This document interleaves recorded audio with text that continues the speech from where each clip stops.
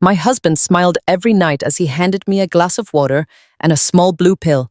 He said it was for my own good. He said it would cure the severe anxiety and memory loss I had been suffering from for 10 long months. I trusted him completely.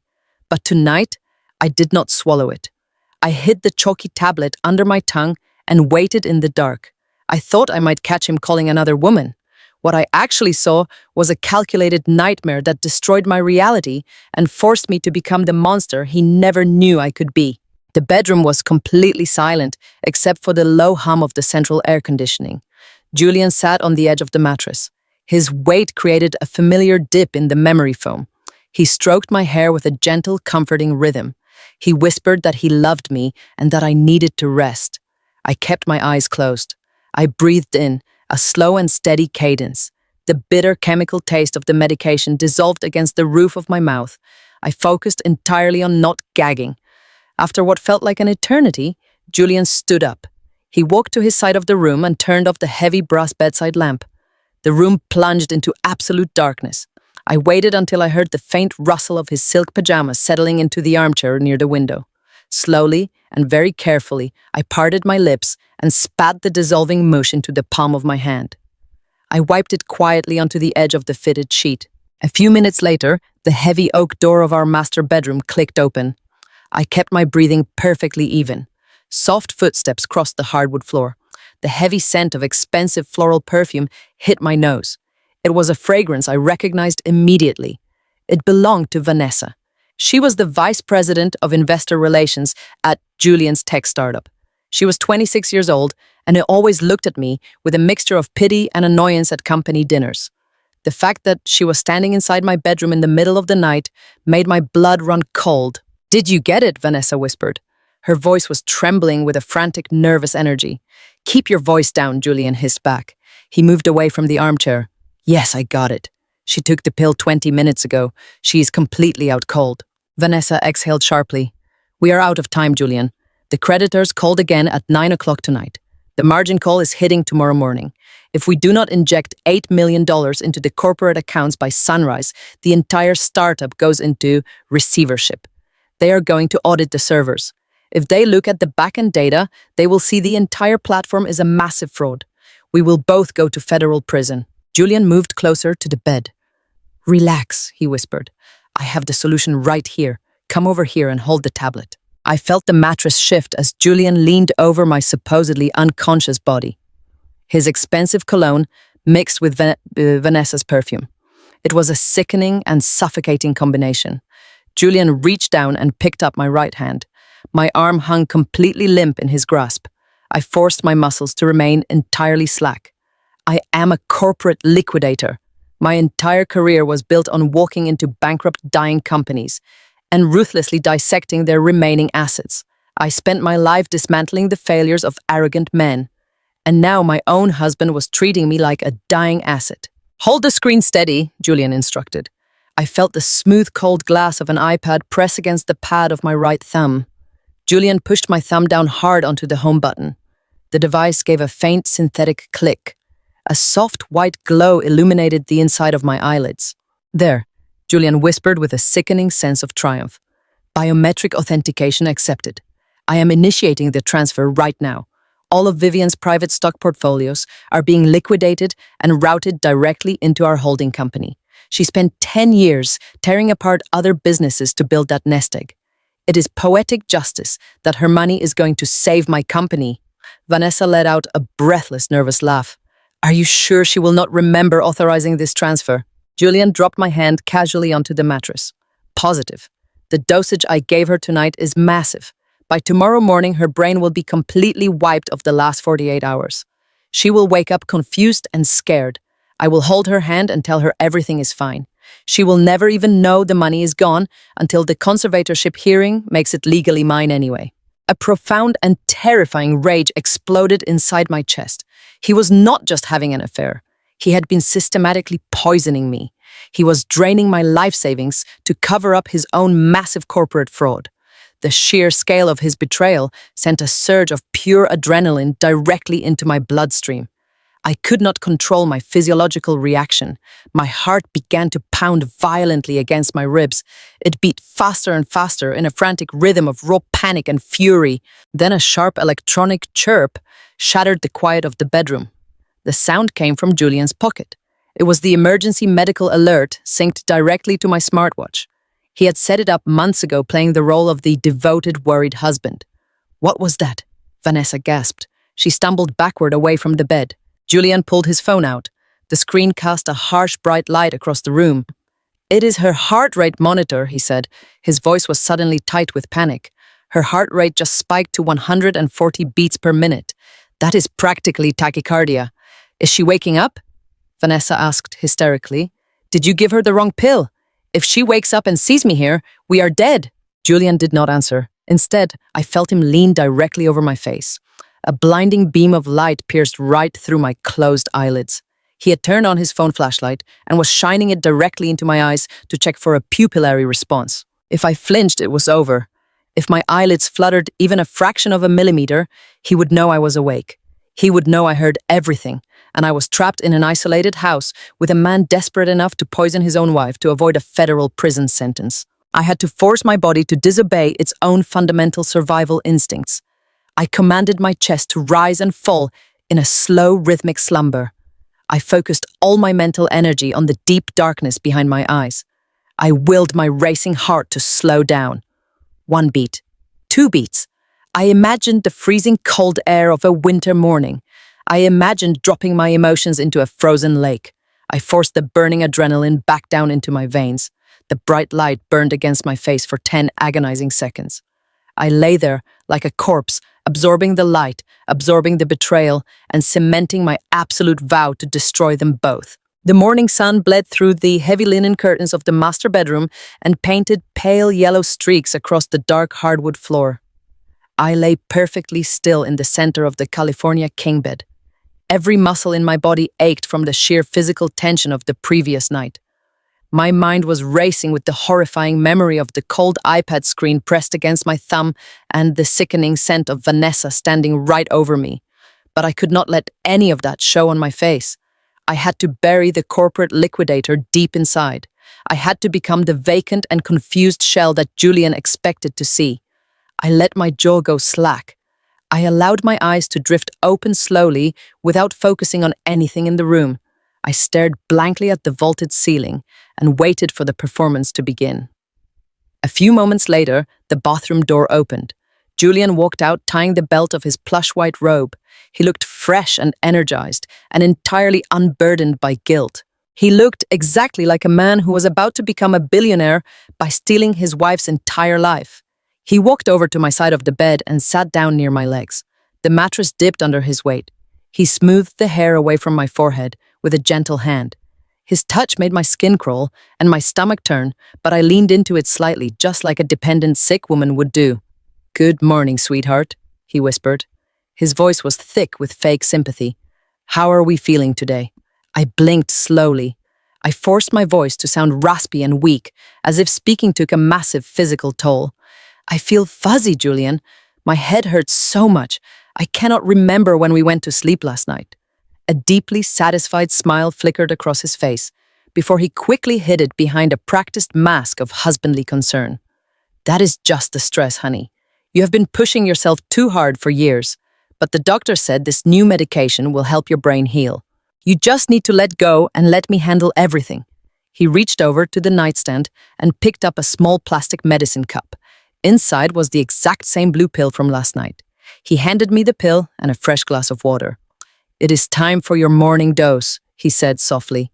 I took the pill with trembling fingers, playing the role of the obedient patient. I placed it on my tongue. I took a large gulp of water. But just like last night, I pushed the chalky tablet deep into the pocket of my cheek, using my tongue to pin it against my teeth. I swallowed loudly and exaggerated the movement of my throat to make the act completely convincing. Julian watched me swallow. He nodded approvingly. "Good girl," he said. "Now you just rest here for a bit while I go downstairs and make us some coffee." He kissed my forehead and left the room.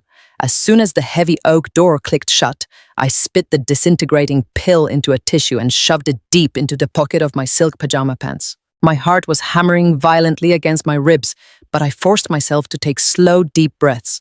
I waited exactly 10 minutes before getting out of bed. I needed to act normal but confused. I needed to act like I was trying to go to work despite my failing mind. As a corporate liquidator, my mornings had always been strictly regimented. I walked into my massive walk-in closet and deliberately bypassed my sharp-tailored suits and expensive heels. Instead, I pulled out a soft, oversized cashmere sweater and a pair of loose trousers. It was the wardrobe of a woman who had simply given up on life. I walked slowly down the grand curved staircase. The house was quiet, but the silence felt incredibly heavy and dangerous. I moved toward the front hallway. My designer leather handbag was sitting on the console table exactly where I always left it. I reached inside to grab my car keys so I could drive straight to my brother-in-law.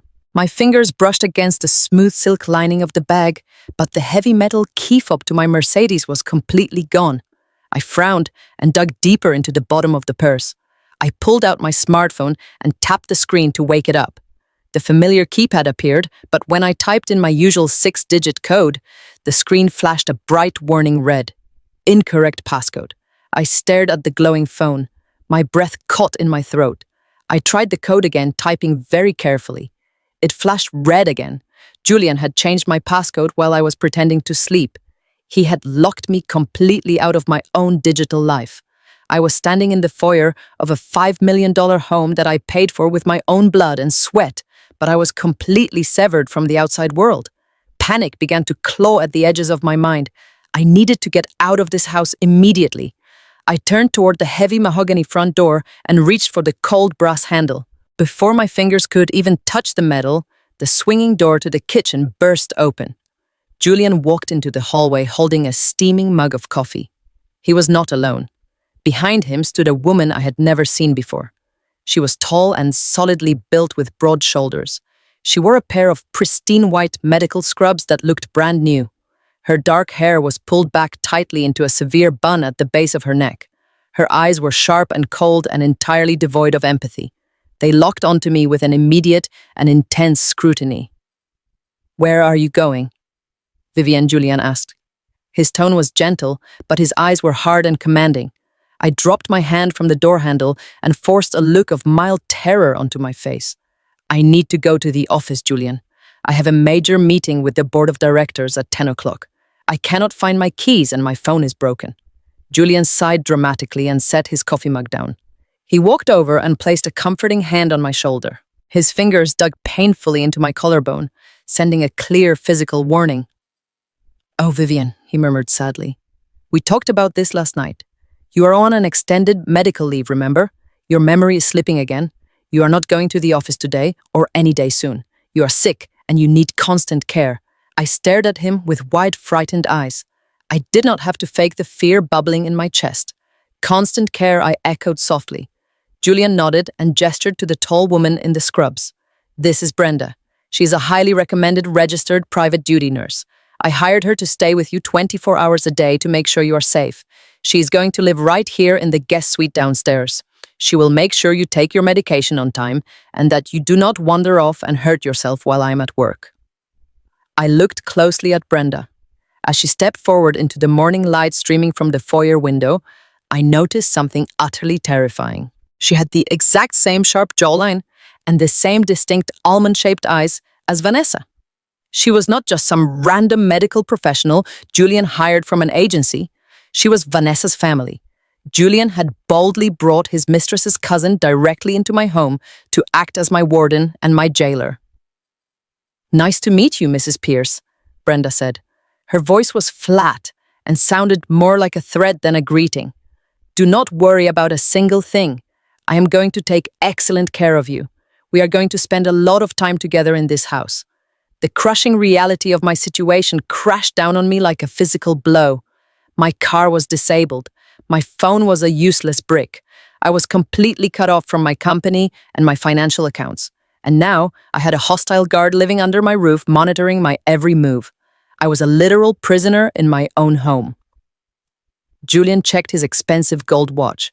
It was a gift I had bought him for his birthday when I still believed he loved me. Well, I have to get to the startup, he said brightly. We have a massive capital injection coming in this morning, and I need to be there to oversee the transfer. He was talking about my money. He was openly gloating about stealing my entire life savings while standing right in front of my face. He kissed my cheek again, leaving a damp spot on my skin. Be good for Brenda, sweetheart. I will be home by dinner. He walked out the front door and locked the heavy deadbolt from the outside with a loud, definitive click. I stood frozen in the hallway, listening to the sound of his car engine fading away down the driveway. Brenda stepped closer to me. The fake, polite smile dropped from her face instantly. Her expression became hard and calculating. She looked at me like I was a disgusting chore she had been overpaid to deal with. Let us get one thing straight, Vivian, she said, dropping the formal title entirely. You are going to do exactly what I say. You are going to stay in your room. You are not going to make a mess, and you are going to swallow your pills the second I tell you to. Now go back upstairs and lie down. You look pathetic. I kept my head down. I let my shoulders slump forward. I shuffled slowly back up the grand staircase, playing the role of the broken, defeated wife perfectly for my new audience. When I finally reached the master bedroom, I walked over to the armchair by the window and collapsed into it. My mind was spinning out of control. I needed a plan. I needed to find a way to contact Derek without Brenda knowing. My throat was incredibly dry from the sheer anxiety of the morning and the lingering chalky taste of the pill I had spit out earlier. I looked over at the small crystal pitcher of water resting on the nightstand. The housekeeper always filled it every evening with fresh filtered water. I walked over and poured a full glass. My hands were shaking slightly from the adrenaline running through my veins. I brought the rim of the glass to my dry lips and took a long, desperate swallow. The water hit my tongue and I stopped breathing instantly. I did not swallow. The water was ice cold, but it tasted entirely wrong. It tasted incredibly bitter. It had a faint but distinct metallic chemical flavor that coated the back of my throat like poison. It was the exact same taste as the blue pill Julian had forced into my mouth. A wave of pure suffocating horror washed over me. I ran to the master bathroom and spit the mouthful of water into the marble sink. I turned on the faucet and rinsed my mouth out frantically, scrubbing my tongue with my hands. I stared at my pale reflection in the bathroom mirror. My breathing came in short, jagged gasps. Julian had not just given me a pill in the morning. He knew I might eventually resist. He knew I might try to skip a dose or spit it out. So he had dissolved the heavy memory-impairing medication directly into the drinking water supply in my bedroom. Every single thing I consumed in this house was a carefully laid trap. The air in the room suddenly felt thin. The walls of the massive luxury bedroom seemed to close in around me, suffocating me. I was locked inside a fortress with a guard who hated me, and a husband who desperately wanted to erase my mind completely. I turned off the running faucet and gripped the cold edges of the sink until my knuckles turned stark white. The sheer evil and absolute thoroughness of his plan was breathtaking. But Julian had made one massive and fatal miscalculation. He truly thought he was slowly destroying a weak, dependent woman who loved him. He forgot that long before I ever met him, I built an entire corporate empire by ruthlessly destroying arrogant men who thought they were smarter than me. I wiped my wet mouth with the back of my hand. I looked deeply into my own dark eyes in the mirror. I was completely trapped in this house, but I was finally and completely awake. I washed the bitter taste of the poisoned water from my mouth and stared at my pale reflection in the bathroom mirror. The sheer magnitude of Julian's betrayal was suffocating, but I could not afford to drown in it. I needed to act. I needed to get a message to Derek. My brother-in-law was a former NYPD fraud detective and the only person in the world who could untangle the legal nightmare Julian was building. But I was trapped in a house with a hostile guard and every line of communication was severed. I walked out of the bathroom and began pacing the thick carpet of the master bedroom. I needed a distraction. I needed a window of opportunity to bypass Brenda and the high-tech security system Julian had installed. I remembered the heavy thud of the mail carrier dropping packages on the front porch. We received deliveries constantly. Julian was obsessed with upgrading the house with smart devices and expensive gadgets. The Amazon delivery truck usually arrived right around 1 o'clock in the afternoon. I checked the antique grandfather clock in the hallway. It was 12:15. I had 45 minutes to formulate a plan and execute it flawlessly. I walked over to my vanity table and opened the top drawer. I pushed aside the expensive lipsticks and contouring palettes until I found a thick black liquid eyeliner pen. It was waterproof and highly pigmented. Next, I needed paper. I could not use anything obvious like my monogrammed stationery. I tore a small, jagged piece of cardboard from an empty shoebox in the back of my closet. I sat down on the floor and smoothed the cardboard flat. My hands were shaking slightly from the residual adrenaline, but I forced myself to write slowly and clearly. I wrote, "To Derek." Then I wrote his cell phone number 555-0192. Below that, I wrote 3 single terrifying words. Poisoned. Need help. I blew on the thick black ink until it was completely dry. I folded the small piece of cardboard twice and tucked it securely into the waistband of my cashmere trousers. The plan was incredibly risky. It depended entirely on the kindness of a stranger and my ability to sell a performance, but I had absolutely no other choice. At 12:45, I opened the bedroom door and began my slow descent down the grand staircase. Brenda was sitting in the living room, watching television, with the volume turned up high. She looked up as I reached the bottom step. Her eyes narrowed with immediate suspicion. "Where do you think you are going, Vivian?" she demanded loudly. She muted the television and stood up, crossing her arms over her chest. I leaned heavily against the mahogany banister, playing the role of the weak, disoriented patient. "I just wanted a glass of juice, Brenda," I mumbled softly. "My head feels so heavy today." Brenda sighed loudly and rolled her eyes. She walked past me toward the kitchen. "Fine," she snapped. "Sit down on the couch. Do not move." "I will get your stupid juice." I watched her push through the swinging kitchen doors. I had a maximum of 60 seconds before she returned. I moved quickly away from the couch and toward the front door. I pressed my ear against the heavy wood and listened intently. I heard the unmistakable rumble of a diesel engine idling at the end of the driveway. The delivery truck was here. I heard the heavy footsteps of the driver walking up the stone path to the porch. He dropped a large cardboard box right in front of the door. The doorbell chimed loudly, echoing through the quiet house. Brenda shouted from the kitchen, "Do not open that door, Vivian. I will get it." I ignored her completely. I reached for the heavy brass deadbolt and unlocked it with a loud click. I swung the door open just as the delivery driver was turning around to walk back to his truck. He was a young man in his early 20s, wearing a brown uniform and a baseball cap pulled low over his eyes. "Excuse me," I called out softly. My voice was trembling, and I did not have to fake the sheer desperation in my tone. The driver turned around, holding an electronic scanner in his hand. "Yes, ma'am," he asked politely. I stepped out onto the porch, pulling the heavy wooden door mostly closed behind me so Brenda could not see me from the hallway. I reached into my pocket and pulled out my diamond wedding band. The sunlight caught the massive 3-carat stone, throwing brilliant flashes of light across the stone porch. It was the ring Julian had placed on my finger when he promised to love and protect me forever. Now it was just currency. I held the ring out toward the driver. "I need you to do something for me," I whispered urgently. I pressed the ring and the folded piece of cardboard into his hand. "Take this ring. It is worth at least $50,000. You can sell it at any pawn shop in the city. Just please, I need you to call the number on this piece of cardboard. Tell the man who answers that Vivian needs help immediately. Tell him I am trapped in the house. Please, you have to help me." The young driver looked down at the massive diamond ring resting in his palm. His eyes went wide with shock. "Lady, I cannot take this," he stammered. "I just deliver the packages. You need to call the cops if you're in trouble." I grabbed his forearm with a desperate grip. "I cannot call anyone," I pleaded. "My husband took my phone. He locked me in here. He is hurting me. Please, I am begging you. Just make the phone call. It will only take 2 minutes and you can keep the ring. Just please help me." Before the driver could answer, the heavy mahogany door behind me was yanked open violently. Brenda stood in the doorway, her face dark with fury.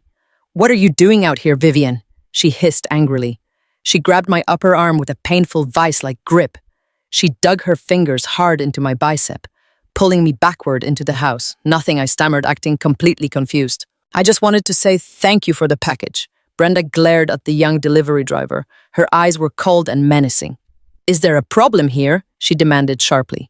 The driver looked at me, then looked at the diamond ring hidden in his closed fist. He swallowed hard and shook his head quickly. No problem, ma'am, he mumbled. Just dropping off the package. Have a good day. He turned around and practically jogged back to his truck. He climbed into the driver's seat and sped down the driveway. I watched him go, a tiny flicker of hope burning in my chest. He had taken the ring. He had taken the note. Derek would know something was wrong. Brenda dragged me back into the house and slammed the front door shutting, locking the deadbolt with a loud, definitive snap. You are a lot of trouble, Vivian, she snarled, pushing me roughly toward the stairs. I told you to stay on the couch. Now get upstairs to your room. You are not coming down here again today. I stumbled up the stairs, pretending to be weak and disoriented. I walked into the master bedroom and closed the door behind me. I sat down on the edge of the bed and waited. Every minute felt like an hour. I paced the floor, I stared out the window, I jumped at every creak of the floorboards. I imagined Derek receiving the phone call.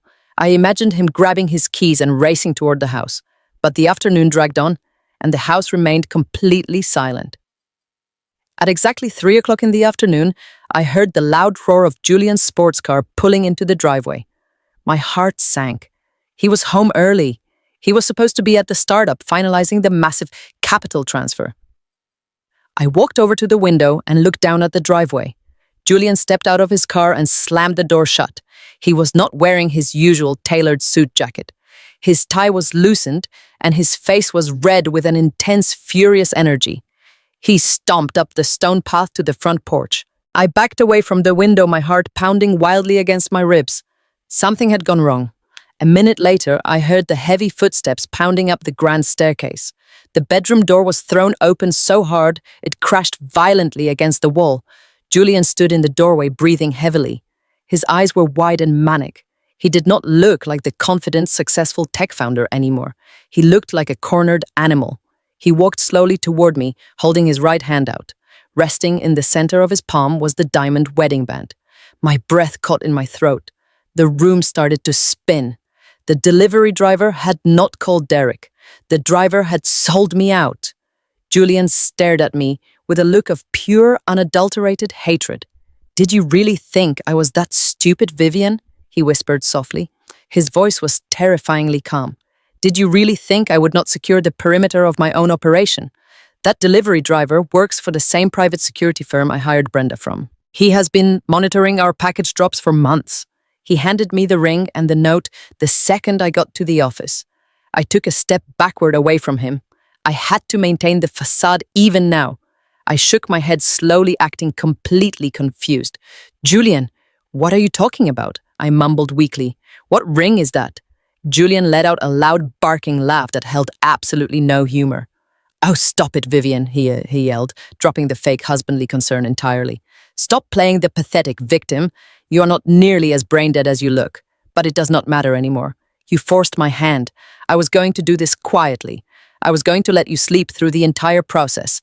But now you have made it complicated. He walked over to my heavy wooden dresser and pulled open the top drawer. He grabbed a pair of thick plastic zip ties and threw them onto the bed. He turned back to me, his eyes flashing with a dangerous, violent intensity. We are not waiting for the conservatorship hearing anymore, he announced coldly. I am accelerating the timeline. I am locking you in this room. Brenda will handle your feeding and your medication. You are not going to see the sun again until every single penny of your corporate empire is legally transferred into my name. He walked out of the room and slammed the door shut behind him. I heard the loud, definitive click of the deadbolt sliding into place on the outside.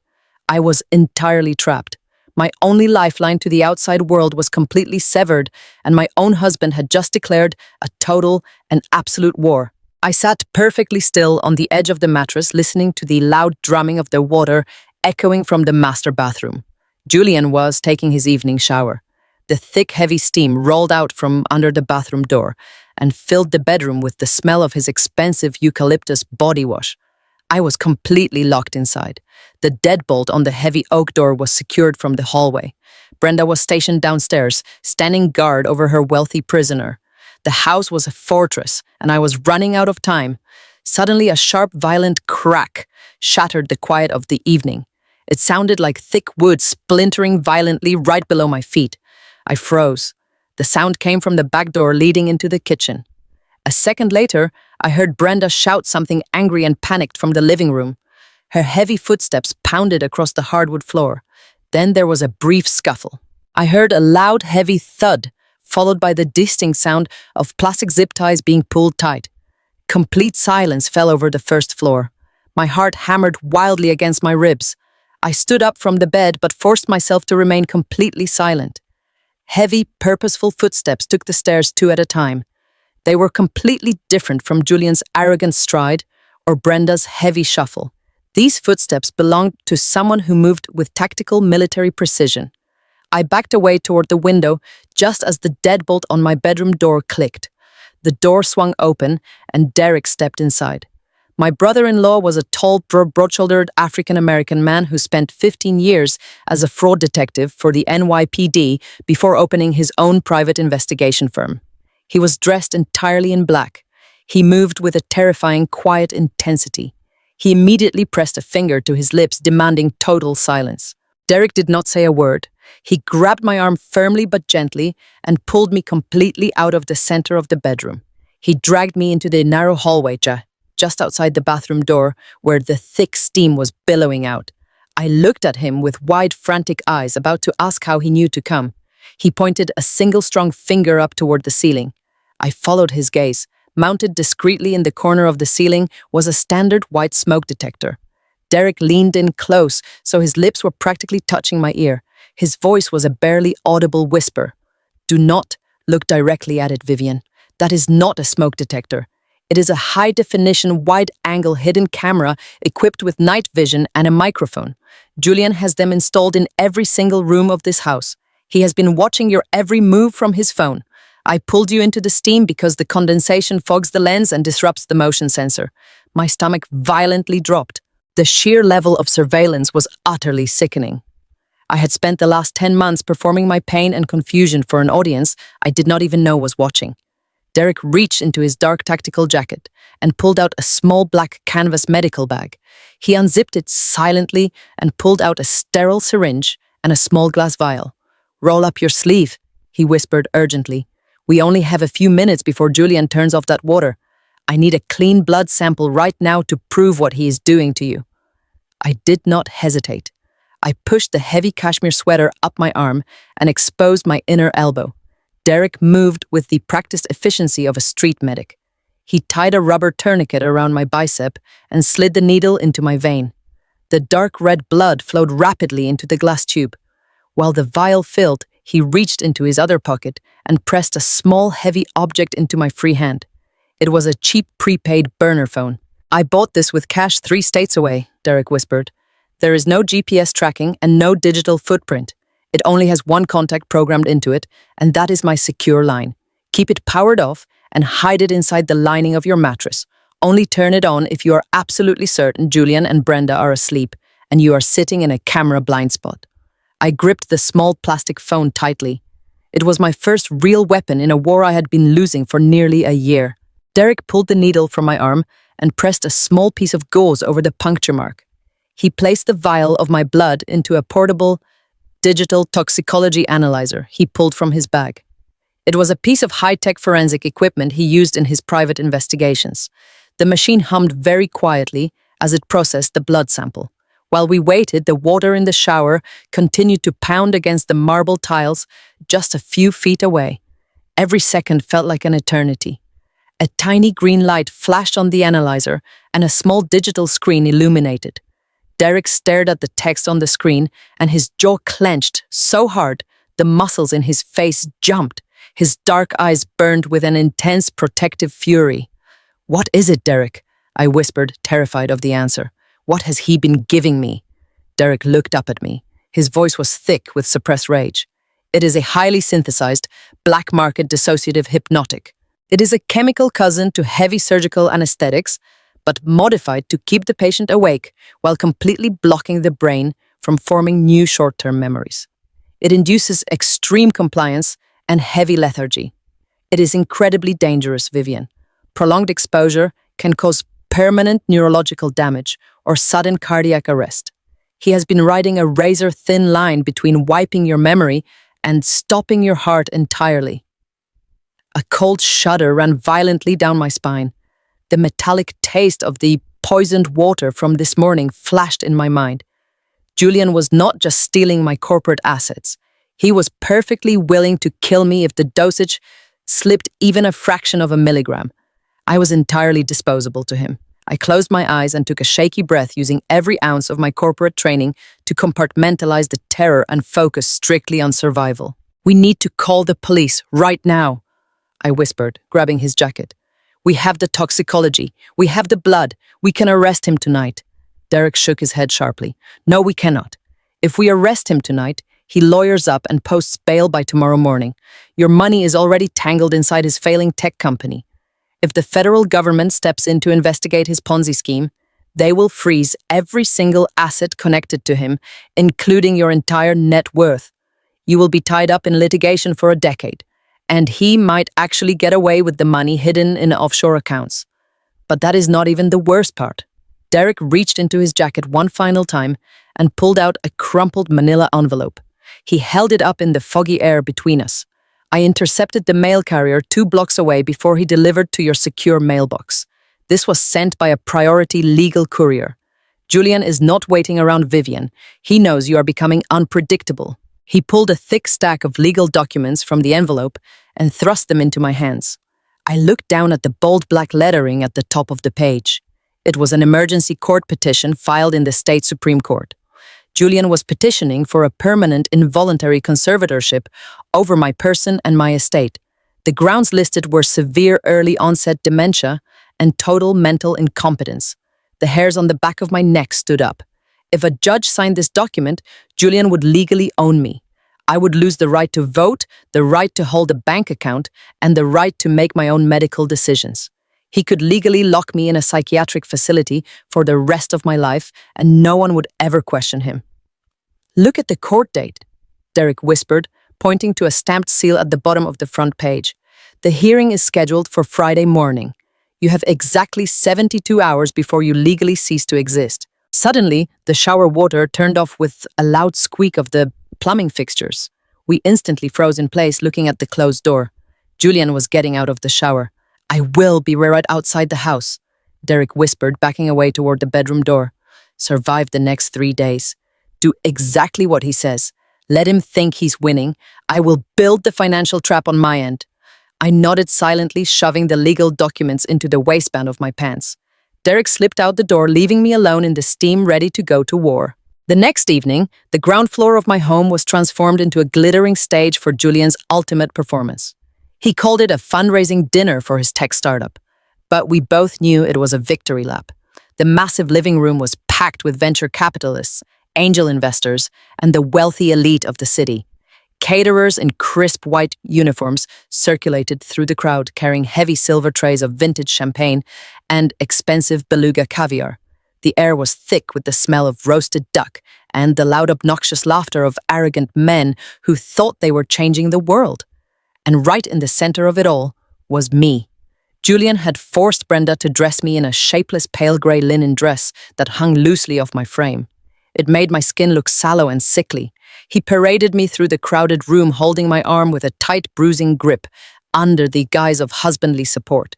He introduced me to his wealthy investors with a deeply tragic and practiced sigh. "This is my beautiful wife, Vivian," he would say, pressing a gentle kiss to my temple for the audience.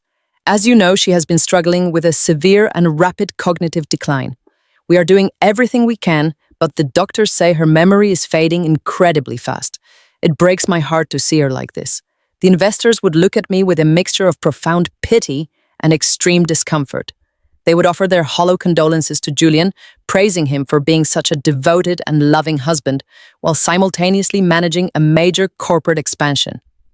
I stood there, staring blankly at their expensive silk ties and the glittering crystal chandelier above us, letting my jaw hang slightly slack. I did not blink when they spoke directly to me. I simply nodded slowly, like a broken toy running out of power. Inside my mind, however, I was violently cataloging every single person in the room. I memorized their faces, their names, their corporate affiliations, and the exact amount of money they claimed to be investing. When the time came, I was going to liquidate every single connection Julian had in this room. After an hour of being exhibited like a dying zoo animal, Julian finally grew tired of holding me up. He handed me over to Brenda, who dragged me roughly toward the kitchen and shoved me onto a hard wooden stool in the corner.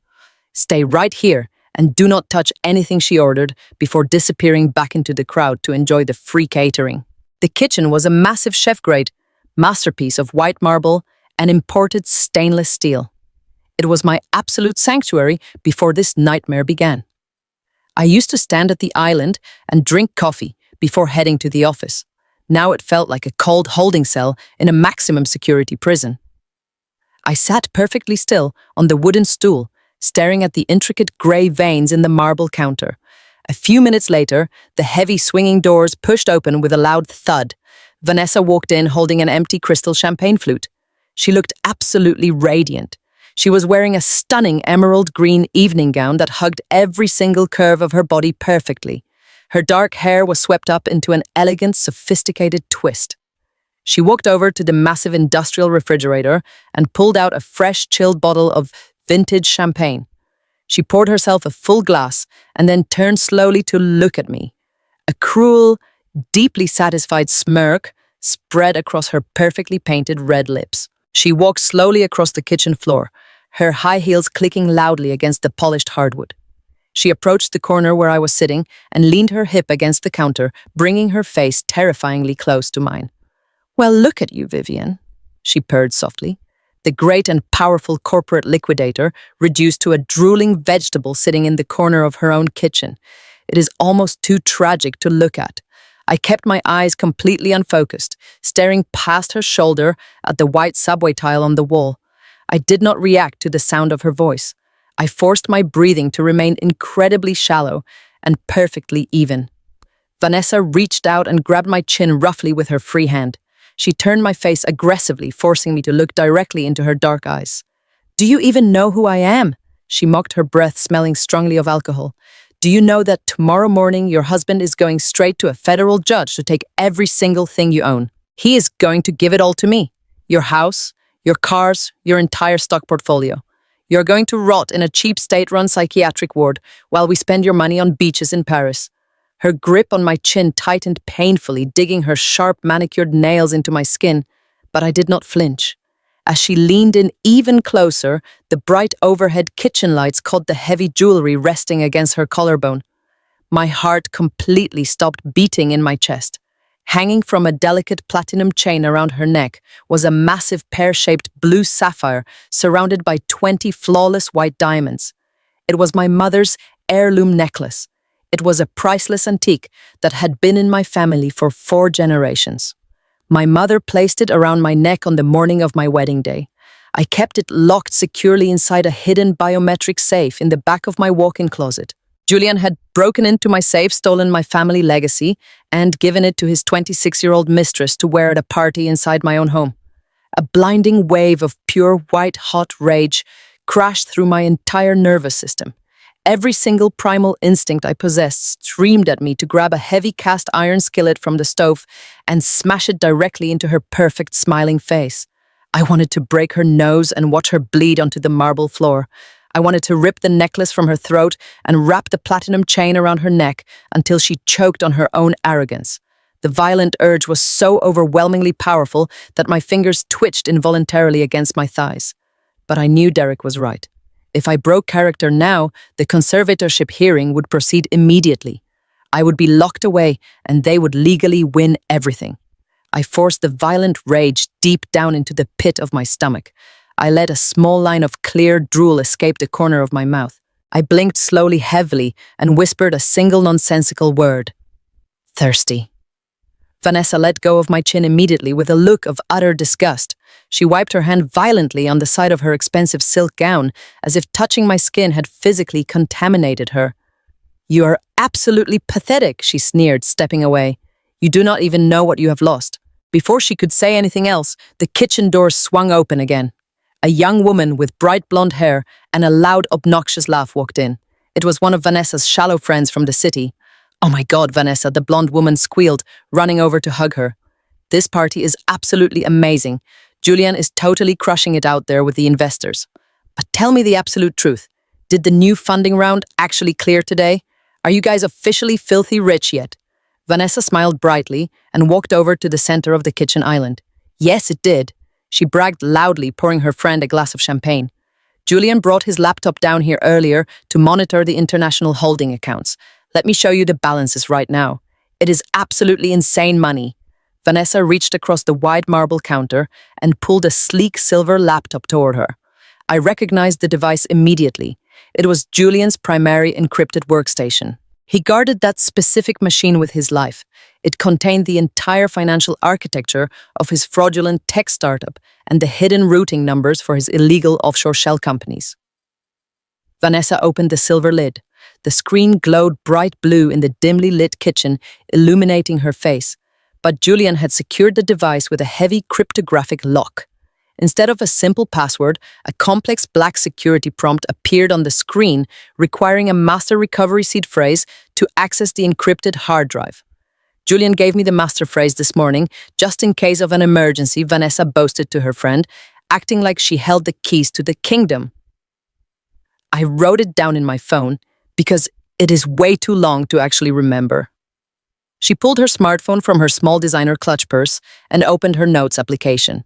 She began typing slowly into the laptop keyboard using only her index fingers. My corporate liquidator training instantly kicked into maximum gear. Part of my previous job required rapidly analyzing hundreds of pages of complex financial data and memorizing secure routing codes during hostile corporate takeovers. I had spent 10 years cultivating a near-perfect photographic memory for data retention. I subtly shifted my posture on the hard wooden stool. I let my head loll slightly to the left side, allowing me a direct, unobstructed view of the laptop screen from a sharp angle. Vanessa was typing the words in plain text before the security program hashed them into hidden asterisks. 12 random words appeared on the screen one by one. I focused every ounce of my mental energy on those specific words, locking everything else out. Ocean, gravity, window, yellow, market, silence, blanket, river, cactus, mountain, velvet, storm. I repeated the sequence instantly in my mind, locking the 12 words into my short-term memory vault. Ocean, gravity, window, yellow market, silence, blanket, river, cactus, mountain, velvet, storm. I burned the sequence into my brain over and over again, creating a vivid mental picture of each item until it was permanently etched into my consciousness. Vanessa hit the enter key with a loud clack. The screen unlocked instantly, revealing a massive financial dashboard of offshore bank accounts and routing numbers. The blonde friend gasped loudly at the staggering 8-figure balances displayed across the screen. "We are going to buy a yacht!" Vanessa laughed loudly, sipping her champagne and leaning against the counter. I sat perfectly still in the corner of the kitchen, staring blankly at the floor like a broken statue. My heart was pounding with a thrilling, incredibly dangerous rhythm. Vanessa thought she was just showing off her newly stolen wealth to a friend. She had absolutely no idea she had just handed me the master key to Julian's entire digital empire. I did not just have a way to stop the fraudulent bank transfer now. I had the absolute power to drain every single account he possessed. The war was no longer just about my personal survival. It was about total and complete financial annihilation. The house finally fell completely silent at 2 o'clock in the morning. I lay in the dark, listening to the heavy rhythmic breathing of the house. Brenda had locked the deadbolt from the outside hours ago and retired to the guest suite downstairs. I waited another 30 agonizing minutes to ensure she was in a deep sleep. I sat up and carefully peeled back the heavy down comforter. I was dressed in dark yoga pants and a fitted black long-sleeve shirt I had hidden at the bottom of my laundry basket. I moved silently across the thick carpet toward the master bedroom window.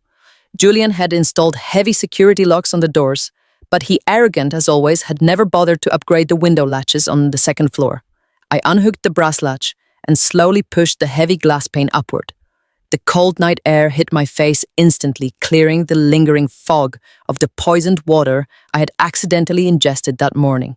I climbed out onto the sloping shingles of the roof. The drop to the soft grass below was steep, but there was a sturdy ancient oak tree positioned right near the edge.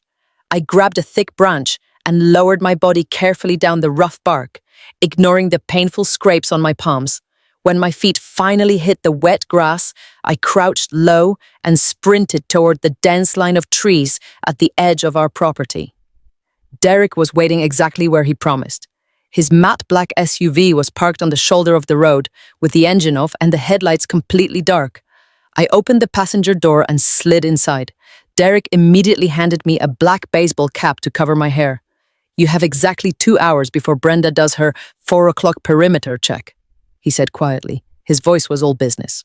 The drive to the city center took less than 30 minutes. Derek drove with practiced precision, weaving through the empty suburban streets until the towering glass and steel skyline of the financial district rose up before us. Julian's tech startup occupied the entire 40th floor of a massive corporate high-rise.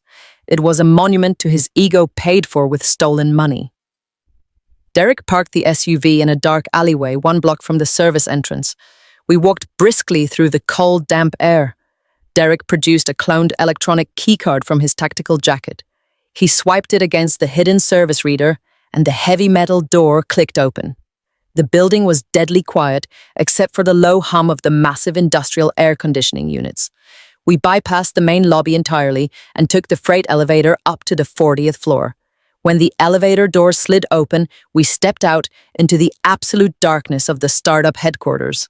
The only light came from the blue LED indicators on the massive server racks visible through the glass walls of the engineering department. Julian's private office was located at the far end of the floor behind a heavy set of frosted glass doors. We moved silently down the long hallway. Derek picked the mechanical lock on Julian's door in less than 10 seconds. I stepped inside the massive corner office. The room smelled faintly of his expensive cologne and the sharp tang of ozone from the computer hardware. The floor-to-ceiling windows offered a sweeping panoramic view of the sleeping city. In the center of the room sat Julian's massive glass desk, and resting right in the middle of it was his primary workstation. I sat down in his leather chair and powered up the massive curved monitor. The screen illuminated the dark room with a harsh blue glow. The cryptographic security prompt appeared, immediately demanding the master recovery seed phrase. I closed my eyes for a fraction of a second and accessed the mental vault I had built in my mind. The words flowed back to me exactly as Vanessa had typed them. Ocean gravity, window, yellow market, silence, blanket, river, cactus, mountain, velvet, storm. I typed the 12 words into the keyboard. My fingers flew across the keys with the practiced speed of a woman who had spent a decade dismantling corporate empires. I hit the enter key. The screen froze for a split second before the heavy security lock dissolved completely. I was in. I opened the main financial architecture folder and began to dig. What I saw on that screen did not just validate my fears, it completely shattered them. Julian's tech startup was not just failing, it was a catastrophic illusion. The massive capital injections he bragged about to his investors were not real revenue. He was running a highly sophisticated $50 million Ponzi scheme. He was taking money from new investors to pay off the early backers while siphoning millions of dollars into a complex web of offshore shell companies. The platform itself was practically empty. The user data was entirely fabricated. He had built a digital house of cards and the wind was already blowing. But the true horror of his plan was buried deep inside the legal liability folders. I opened a subfolder titled Corporate Restructuring, and my stomach violently dropped. Julian was not just stealing my personal fortune to cover his tracks. He was actively setting me up to take the fall for the entire federal fraud. I stared at dozens of digital contracts and board resolutions. Every single fraudulent wire transfer, every single illegal offshore account, and every single fabricated revenue report bore my electronic signature. He had used the forged power of attorney to legally install me as the sole acting chief financial officer of the shell companies. The narrative he was building was absolutely flawless. I was the wealthy, ruthless corporate liquidator whose mind was tragically deteriorating. I was the one who had recklessly gambled the company funds. When the feds finally raided this building, they would look at the data and conclude that Vivian Pierce, the brilliant but mentally unstable wife, had orchestrated the massive fraud before losing her mind completely. He was going to put me in a psychiatric hospital and let the federal government seize whatever was left of my reputation while he and Vanessa disappeared with $50 million in clean, untraceable cash. The sheer calculating evil of the man I married was breathtaking. He had weaponized my own career against me. Derek placed a hand on my shoulder. His eyes were glued to the screen. Good God! Vivian, He whispered, his voice thick with disgust. "We need to copy the entire hard drive right now. This is a federal crime scene." I pulled a high-capacity encrypted flash drive from my pocket and jammed it into the side of the computer. I initiated a total system clone. A progress bar appeared on the screen estimating the download time at 12 minutes. The data was massive. I sat there, watching the blue bar inch slowly across the screen, praying for the servers to move faster. We were 5 minutes into the download when the heavy silence of the office floor was suddenly broken. A bright light flashed in the hallway outside the frosted glass doors. Then I heard the distinct chime of the main passenger elevator arriving on the 40th floor. Derek and I instantly froze. Someone was here. Heavy footsteps echoed down the polished concrete hallway, followed by the soft click of high heels. It was Julian and Vanessa. They had left their own party to come up to the office. They were laughing loudly, their voices echoing in the quiet space. "We have less than 30 seconds, Derek whispered urgently. He looked around the sleek, minimalist office. There was absolutely nowhere to hide. The room was practically a glass box. "Leave the flash drive," Derek commanded. "Get under the desk right now. I will draw them away." Derek grabbed the heavy canvas bag he had brought and sprinted out the side door of the office that connected to the engineering bay. I dropped to my hands and knees and scrambled underneath Julian's massive glass desk. I pulled myself into the tight, dark space where his custom leather chair met the modesty panel. The desk was made of thick, frosted glass, so they would not see me from above unless they looked directly underneath. I curled my body into a tight ball, pulling my knees to my chest. I held my breath. The frosted glass doors swung open. The bright overhead fluorescent lights flickered on, blinding me for a second. The heavy scent of Vanessa's floral perfume flooded the room immediately. Julian walked around the side of the desk and dropped a heavy stack of folders onto the glass surface right above my head. The impact sent a terrifying vibration straight down my spine. I could see the polished leather of his expensive shoes less than 10 inches from my face. I squeezed my eyes shut and commanded my heart to stop pounding so loudly. I felt like the sound of my own pulse was echoing off the walls. "Look at this, Vanessa," Julian said loudly. His voice was slurred slightly from the expensive champagne. "The final transfer protocols are locked in. By tomorrow afternoon, the bank will execute the sweep, and Vivian's entire stock portfolio will dump straight into the offshore holding account. We will finally have the liquidity to pay off the angry board members before they call the SEC." Vanessa walked around the desk. I saw the tips of her strappy designer high heels come into view right next to Julian's shoes. She leaned against the edge of the glass desk. The glass creaked slightly under her weight. "Are you absolutely certain the liability wall is secure?" she asked nervously. "If the feds trace the shell companies back to us, we are dead, Julian." Julian let out a dark, arrogant laugh. He reached out and pulled her closer. I could hear the rustle of her expensive silk gown. "Relax, baby," he whispered. "The liability wall is perfect.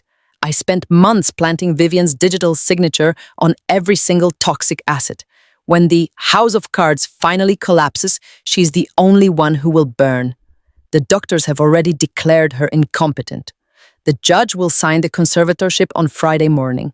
I will legally hand over the corrupted financial records to the authorities, claiming my poor sick wife destroyed the company behind my back. It is the perfect crime. She goes to a padded room and we go to the Maldives. I listened to the man I loved calmly explain how he was going to destroy my life. The rage that boiled inside me was so intense, it actually physically hurt. I wanted to reach out from under the desk and grab his ankle. I wanted to drag him to the floor and tear him apart with my bare hands. But I stayed perfectly still. Above my head, the computer screen glowed softly. The progress bar for the system clone was at 98%. I prayed the hard drive would not make a loud notification sound when the transfer was complete. I watched the tiny green light on the flash drive blink rapidly, casting small shadows against the modesty panel. 99%. 100%. The blinking light went solid. The download was finished. I had the keys to his destruction right there in the port. But Julian was standing right in front of the computer. I could not reach it. I needed a distraction. Suddenly, a loud crash echoed from the far side of the engineering bay. It sounded like a heavy metal server rack being violently toppled over. Derek. He had knocked something over to pull them away. Julian cursed loudly. What the hell was that, he barked. He stepped away from the desk and jogged toward the open side door. Vanessa followed closely behind him, her high heels clicking rapidly against the floor. "Hello," Julian yelled into the dark engineering bay. "Is security doing a sweep down there?" The moment their footsteps faded past the doorway, I moved. I scrambled out from under the desk, my muscles burning with the sudden burst of adrenaline. I reached up and yanked the small black flash drive from the side of the monitor. I shoved it deep into the pocket of my yoga pants. I did not bother trying to close the windows on the screen. There was no time. I ran silently toward the main glass doors. I slipped out into the hallway and sprinted toward the freight elevator, where Derek had left the doors propped open with a small rubber wedge. I dove inside the metal box just as Derek came sprinting down the adjacent hallway, his tactical jacket flapping behind him. He threw himself into the elevator and kicked the rubber wedge away.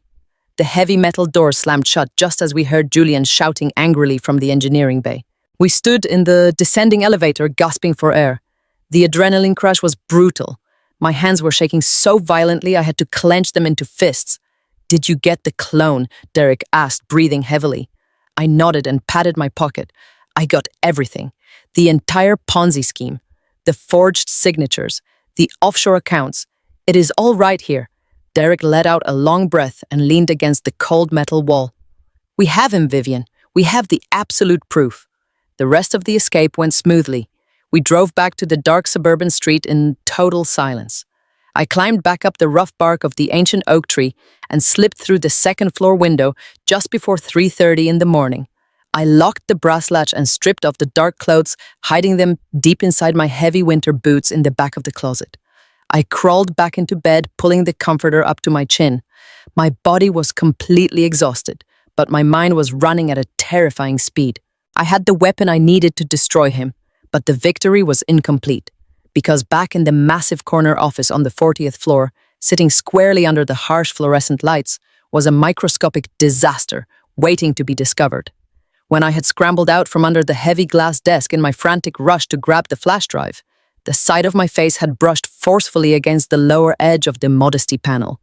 Pressed firmly into the polished frosted glass, invisible from a distance, but glaringly obvious up close, was a distinct heavy smudge of my very specific, deeply pigmented cherry lip balm.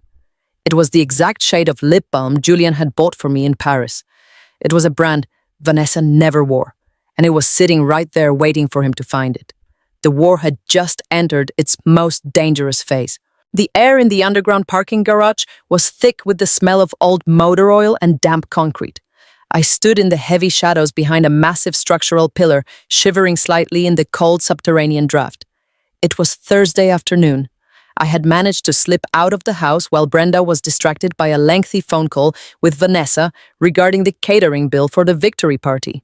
Derek had instructed me to meet him at an abandoned commercial parking structure 3 miles from my neighborhood.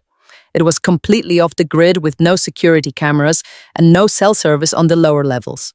The sound of heavy tires echoing against the concrete walls signaled his arrival. His black SUV rolled slowly down the ramp and came to a stop a few feet away from my hiding spot. The headlights flicked off. I stepped out of the shadows and climbed quickly into the passenger seat.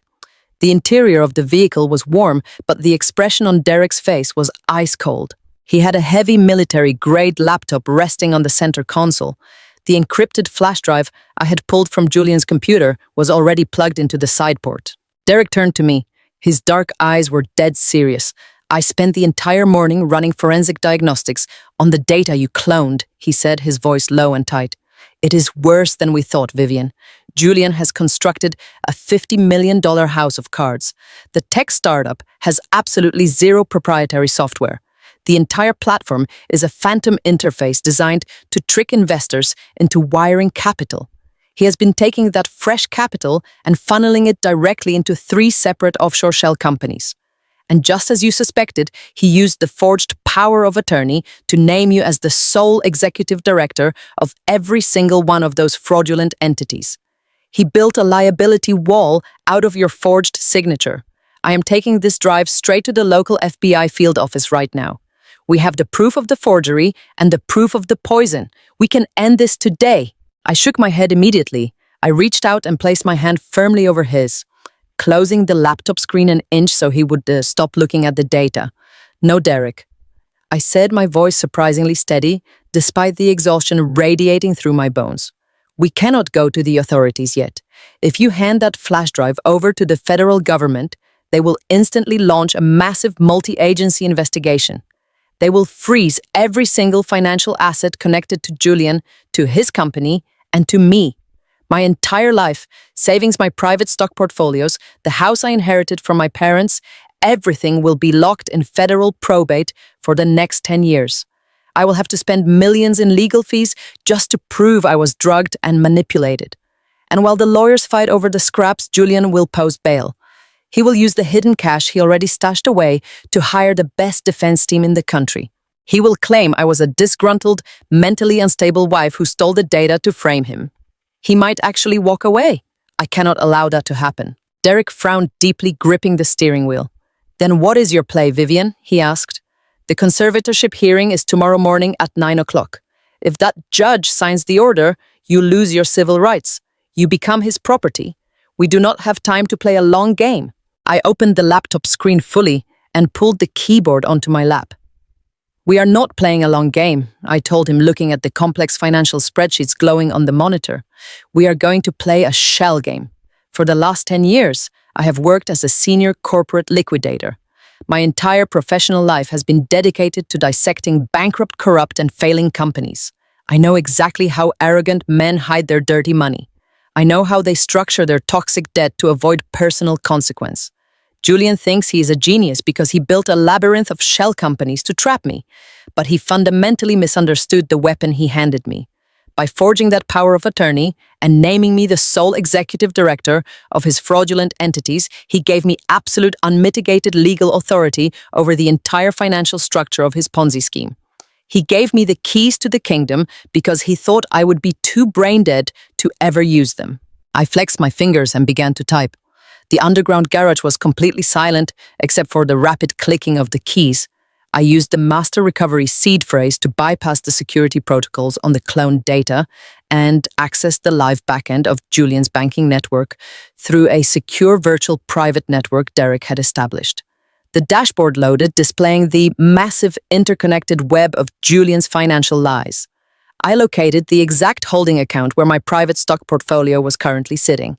Julian had initiated the transfer last night, but the bank required a mandatory 48-hour holding period for asset liquidation of that size. My money was suspended in digital purgatory, waiting to be swept into his offshore accounts tomorrow morning. I immediately canceled the liquidation order. I rerouted my entire net worth into a secure blind trust managed by Derek's private investigation firm. My money was finally safe. "Now," I said, my eyes scanning the screen rapidly, "we take care of Julian and his brilliant mistress." I opened the primary corporate ledger for the tech startup.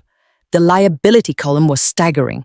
The company owed $50 million to various furious investors and institutional lenders. This was the toxic debt Julian planned to leave resting squarely on my shoulders while he fled the country. I navigated to the corporate restructuring tab. Using my legally binding status as the executive director, I initiated a massive internal asset reassignment. Julian had set up two very specific limited liability companies to act as the final destinations for the stolen funds. One LLC belonged entirely to him. The other LLC was registered directly under Vanessa's social security number. They planned to use those clean LLCs to buy their yachts and their Parisian villas. I highlighted the entire $50 million toxic debt portfolio. Instead of leaving the debt attached to the parent company, I executed a series of complex corporate maneuvers. I legally uncoupled the fraudulent liabilities from the tech startup and reassigned them directly into Julian and Vanessa's personal unprotected LLCs. I attached the massive crushing debt strictly to their personal social security numbers. I drafted the digital transfer agreements using the exact same forged legal framework Julian had created to trap me. I made them personally liable for every single stolen penny. In the eyes of the financial system, Julian and Vanessa were no longer the victims of a rogue wife. They were the sole architects and personal guarantors of a $50 million federal crime. I set the execution timer for the transfer to complete at exactly 8 o'clock tomorrow morning, just 1 hour before the conservatorship hearing was scheduled to begin. "Are you understanding what you just did?" Derek asked, leaning over the console to stare at the screen. His voice was filled with a mixture of profound awe and deep intimidation. I did not look away from the monitor. I finalized the digital signatures and encrypted the new routing pathways so Julian could not undo the maneuver even if he realized what was happening. "I just reversed the flow of gravity," I explained coldly. Julian built a machine to siphon wealth upward into his pockets while pushing the crushing weight of the debt downward onto me. I simply flipped the switch. Tomorrow morning, when the bank executes the final sweep, they are not going to transfer my millions into his account. They are going to transfer $50 million of fraudulent debt directly onto his personal balance sheet. He's going to walk into that courtroom thinking he is a billionaire. But the reality is, he is already bankrupt. I closed the primary window and opened one final application. It was the internal messaging system for the tech startup. I needed to ensure the trap snapped shut with absolute perfection. Julian was arrogant, but he was also paranoid. If the system remained completely quiet, he might log in to check the routing numbers manually before the hearing. I needed to feed his ego. I needed to give him exactly what he wanted to see, so he would look the other way while the bomb armed itself under his feet. I accessed the automated notification protocols. I coded a custom SMS text alert designed to mimic the exact automated message the international bank used to confirm massive capital injections. I set the alert to trigger the moment the debt transfer initiated. The message would not say the word debt. It would simply confirm that the massive financial sweep he had requested had been successfully routed to his personal LLCs. He would see the notification and he would celebrate his victory, completely blind to the fact that he was celebrating his own total destruction. I hit the enter key, locking the final protocol into place. The screen flashed green, confirming the system was armed and waiting. I closed the heavy laptop and handed it back to Derek. "It is done," I said, leaning back against the leather seat and closing my eyes for a brief second. "The trap is set. Now I just have to survive the night in that house without Brenda noticing I am completely lucid." Derek placed the laptop safely in the back seat. He looked at me with a deep, undeniable respect. "You are the most terrifying liquidator I have ever met, Vivian. Julian has absolutely no idea the magnitude of the mistake he made. He thought he was playing a helpless housewife, but he accidentally locked himself in a cage with an apex predator. I will be at the courthouse tomorrow morning. I will have a team of federal agents standing by in the lobby. The moment the judge asks for the financial disclosure forms, we drop the hammer." I nodded, pulling the black baseball cap low over my face again. I opened the passenger door and stepped back out into the cold, damp air of the parking garage. The smell of exhaust was strangely comforting now. It smelled like momentum. I walked briskly out of the shadows and back toward the neighborhood, slipping through the side gate of my property and climbing back up the oak tree just before Brenda completed her afternoon rounds. I crawled into my bed and pulled the heavy comforter over my shoulders, waiting for the sun to rise on the final day of my captivity. Miles away in the opulent corner office of the tech startup, Julian Pierce was pacing nervously behind his massive glass desk. He had spent the entire afternoon fighting off furious phone calls from early investors demanding their quarterly returns. He had promised them liquidity by the end of the week. The pressure was mounting, and the walls of his fraudulent empire were beginning to crack under the strain. Vanessa was sitting on the leather sofa, scrolling mindlessly through luxury real estate listings on her phone. She was wearing my mother's sapphire necklace again, rubbing the heavy gemstone against her collarbone with a sickening sense of entitlement. Julian checked his gold watch for the 100th time. He was sweating slightly through his expensive tailored shirt. "If this bank transfer does not clear, by tomorrow morning, we are going to have a catastrophic problem," he snapped, running a hand through his perfectly styled hair. "The board is threatening to hire an independent auditor. If anyone looks at the back-end servers before I can legally pin the mess on Vivian, we are both going to federal prison, Vanessa." Vanessa did not even look up from her phone. "Relax, Julian," she sighed, rolling her eyes dramatically. "You always panic right at the finish line.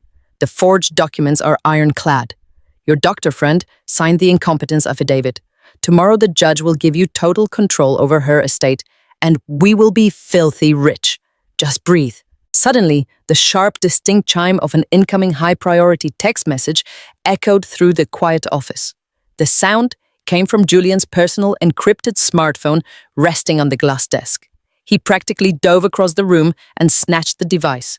His eyes darted rapidly across the glowing screen, reading the customized automated alert I had painstakingly coded just an hour earlier. International Wire Transfer Protocol initiated. All designated assets successfully routed to destination LLC. Accounts funds will be fully settled and available for withdrawal at Burumgo at 0800 hours. Julian let out a loud, explosive breath of pure, absolute relief. The intense paranoid tension completely vanished from his face, replaced instantly by a sickening, triumphant smile. He looked up at Vanessa, his eyes wide with adrenaline and greed.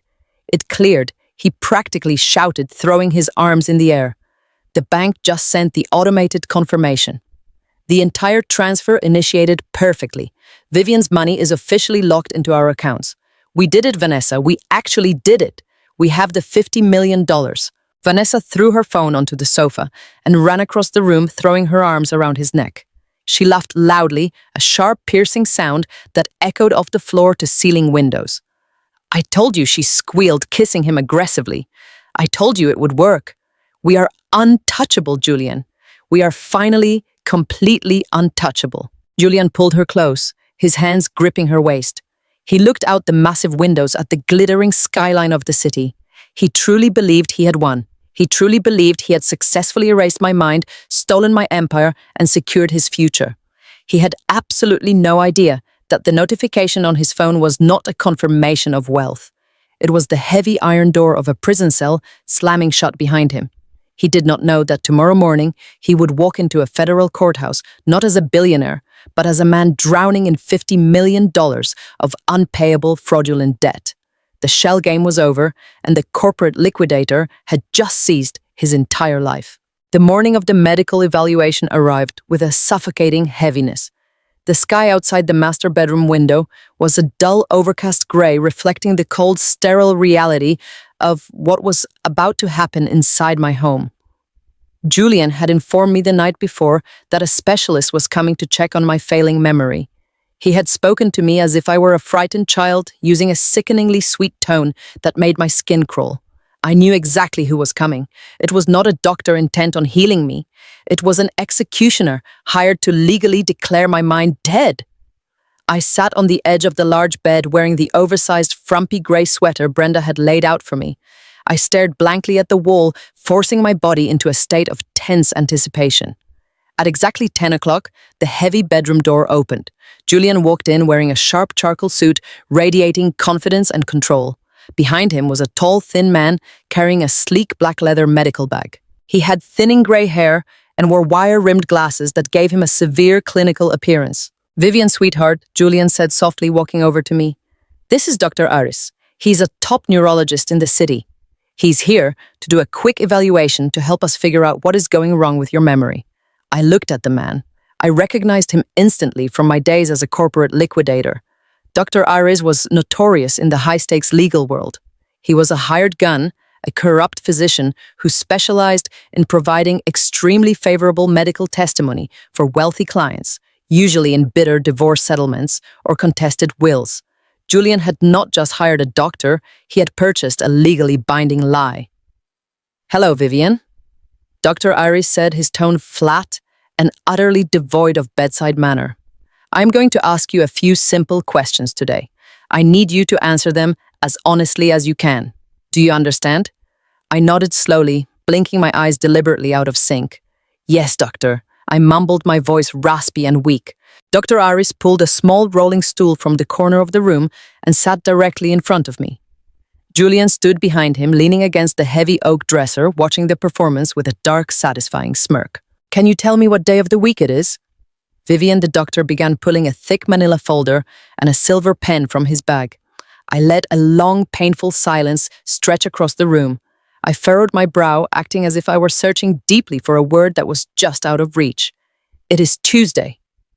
I finally answered, my voice trembling slightly. It was Thursday. The doctor jotted something down in his folder. "And can you tell me the current year?" he asked. 2022, I replied, dropping the year back significantly. The pen scratched loudly against the paper. Who is the current president of the United States, Vivian? I looked down at my hands, picking nervously at the hem of my sweater. I do not know, I whispered softly. My head feels so foggy today. Everything is just slipping away. Dr. Iris sighed a dramatic, heavy sound designed to emphasize his fake professional concern. He reached into his bag and pulled out a small electronic tablet. He tapped the screen a few times and held it up for me to see. It was a digital rendering of a simple clock face, but the numbers were scrambled and the hands were missing. I need you to draw the hands on this clock, Vivian, he instructed coldly. I want you to set the time to exactly 10 minutes past 11. He handed me a small digital stylus. I took it with a trembling hand. This was a standard cognitive assessment test, but I knew he was grading on a predetermined curve. I slowly, deliberately drew the minute hand, pointing to the number 4. Then I drew the hour hand, pointing straight down to the 6. The drawing made absolutely no logical sense. I handed the tablet back to him, looking up with wide, confused eyes. Did I do it right, doctor? I asked, my voice pathetic and small. The doctor took the tablet and shook his head sadly, looking back at Julian. I'm afraid the cognitive decline is severe and rapidly progressing, he said softly to my husband. The spatial awareness is completely shattered. Julian placed a hand over his mouth, feigning deep emotional distress. Is there any hope, doctor? He asked, his voice trembling with fake grief. Can the medication reverse this? Dr. Iris closed the manila folder with a loud, definitive snap. The medication is only managing the symptoms, Julian. It cannot stop the aggressive deterioration of her neural pathways. She is suffering from advanced early-onset dementia. She lacks the basic cognitive capacity to understand her surroundings, manage her own physical care, or make any rational decisions regarding her personal estate. She requires 24-hour medical supervision. I kept my head bowed, staring at the floor. The rage inside me was a towering inferno, but I kept it locked tightly behind a wall of pure corporate discipline. He was reading my death sentence, and he was getting paid a fortune to do it. But Dr. Iris had just made a fatal, catastrophic mistake by officially stating on the medical record that I completely lacked the capacity to make rational decisions regarding my estate. He had just handed me the legal leverage I needed to destroy him. In the state Supreme Court, a doctor cannot diagnose total financial incompetence without first verifying the patient's current financial awareness against their documented historical baseline. It was a strict legal statute designed to prevent exactly this type of medical fraud. I looked up slowly. My eyes were still wide and seemingly confused, but I locked my gaze directly onto the doctor's face. Doctor, I said, my voice slightly stronger now, but still trembling. If I am so sick, what happens to the liquidation protocols I initiated last month for the offshore holdings? The room instantly froze. Julian stiffened against the dresser, his face suddenly pale. Dr. Iris frowned deeply, his pen pausing over the paperwork. What are you talking about, Vivian? The doctor asked, his tone suddenly sharp and defensive. I tilted my head to the side, acting as if a brief momentary flash of clarity had suddenly pierced through the fog. The corporate liquidations, I repeated, speaking slowly and clearly, ensuring every single word was enunciated perfectly for the hidden cameras Julian had installed in the room. Before I got sick, I was a senior liquidator. I signed the transfer authorizations for the $50 million total liability reassignment. The routing numbers were verified. The debt is tied to the personal LLCs now. I just wanted to make sure those transfers are still legally binding, even if I cannot remember the passwords today. Julian lunged forward, grabbing my shoulder with a painful, crushing grip. Stop talking, Vivian, he hissed angrily, dropping the loving husband facade entirely. You are confused. You are hallucinating. You do not know what you are saying. I shrank back away from his hand, playing the terrified, abused wife perfectly. I am sorry, I whimpered, cowering against the pillows. I just remembered the files. I am sorry, Julian. Please do not be mad. Dr. Iris stared at me, his eyes narrowing with deep suspicion. He looked back at Julian. What is she talking about, Julian? What $50 million liability? Julian let out a frantic, nervous laugh, rubbing his forehead violently. It is nothing, Iris, he stammered quickly. It is just the dementia. She mixes up her old corporate jobs with television shows she watches. She has not worked as a liquidator in nearly a year. Just ignore it. It is just meaningless word salad. The doctor hesitated for a long, agonizing moment. He looked down at the medical affidavit in his lap. He was a corrupt man, but he was not stupid. He knew that if a patient suddenly spouted highly specific, complex financial terminology during a severe dementia evaluation, it was a massive red flag. He was legally obligated to halt the evaluation and order a secondary independent financial audit before signing the incompetence declaration. If he signed that paper now without investigating my highly specific claim, he was committing textbook medical malpractice. He was intentionally participating in a massive financial fraud. I had just laid a legally binding landmine right in the middle of his fraudulent medical report. I watched him closely tracking the micro-expressions on his face. He was weighing the risk. He was calculating the massive payoff Julian had promised him against the incredibly slim chance that a brain-dead woman actually knew what she was talking about. Greed won. It always does with men like him. Dr. Aris sighed, dismissing my words completely. "You are right, Julian," he said, shaking his head. "It is a classic symptom of the disease. The brain tries to grab onto familiar past concepts to make sense of the current confusion. It is heartbreaking, really." He pulled the silver pen from his pocket and clicked it loudly.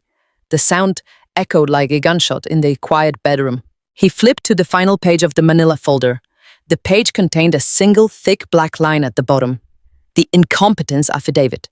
I watched as he signed his name with a flourish, legally sealing my fate and simultaneously destroying his entire medical career. "Here you go, Julian," the doctor said, handing the signed folder to my husband. "The affidavit is complete and legally binding. I will file the electronic copy with the State Medical Board this afternoon.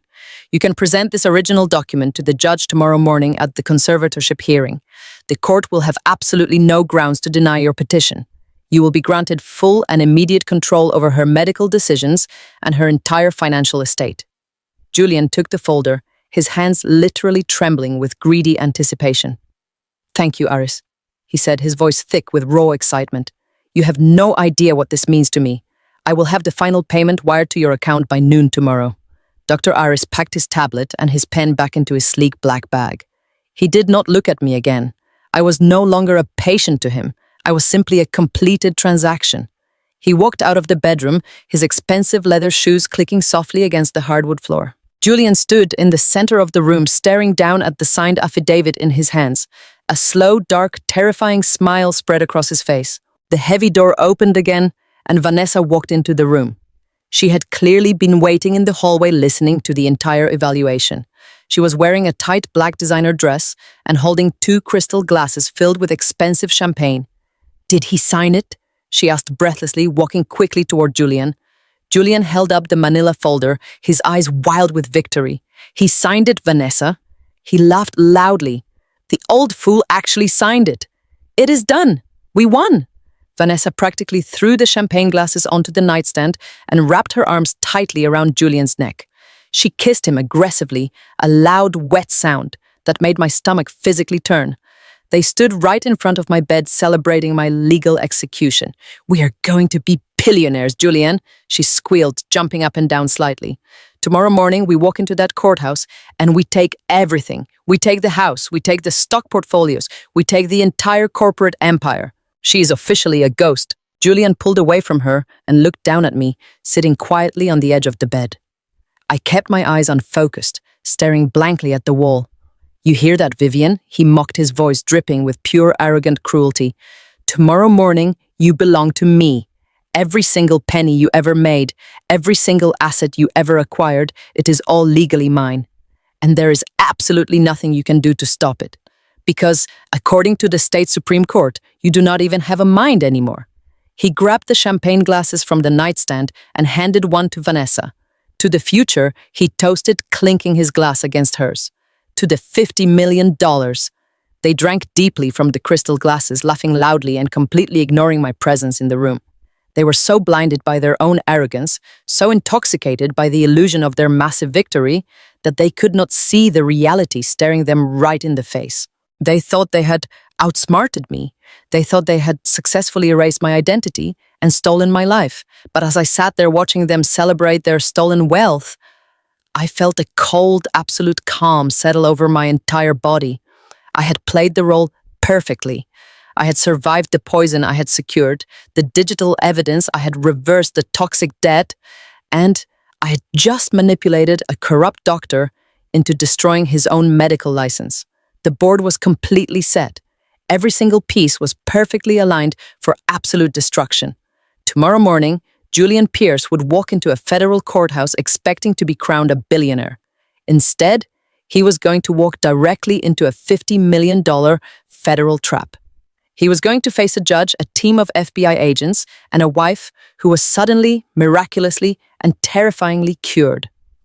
I let my head fall forward slightly, playing the broken victim one last time. Let them celebrate tonight. I thought the cold corporate liquidator finally taking total control of my mind. Let them drink their expensive champagne and dream of their yachts, because tomorrow morning I am going to burn their entire world to the ground. The clock on the bedside table read 11 o'clock at night. The house was completely silent. It was the night before the conservatorship hearing. The night before, I was supposed to legally cease to exist. I stood alone in the center of my massive walk-in closet. The thick carpet absorbed the sound of my bare feet. For 10 agonizing months, I had been forced to wear the costumes of a dying woman. I looked down at the oversized, frumpy gray sweater and the loose elastic pants Brenda had laid out for me that morning. They smelled of the heavy medicinal soap they made me use. I grabbed the hem of the thick gray wool and pulled the sweater over my head. I threw it violently into the darkest corner of the closet. I stepped out of the shapeless pants and kicked them away. I stood there shivering slightly in the cold air conditioning, but I felt incredibly clean. I was shedding the weak, pathetic skin Julian had forced me to wear. I walked slowly down the long aisle of my closet, running my fingertips over the protective plastic covers of my old corporate wardrobe. These were the clothes of the woman I used to be, the woman who walked into hostile boardrooms and dismantled arrogant men for a living. I bypassed the conservative navy blue blazers and the standard charcoal pencil skirts. They were too safe. Tomorrow, I was not going to blend in. Tomorrow, I was going to be the only thing anyone in that courtroom could see. I reached the very back of the closet and stopped in front of a heavy canvas garment bag. I unzipped it slowly. The sound of the metal zipper echoed softly in the quiet space. Inside hung a razor-sharp, tailored white suit. It was an exquisite masterpiece of Italian design made from thick, pure white silk and wool blend.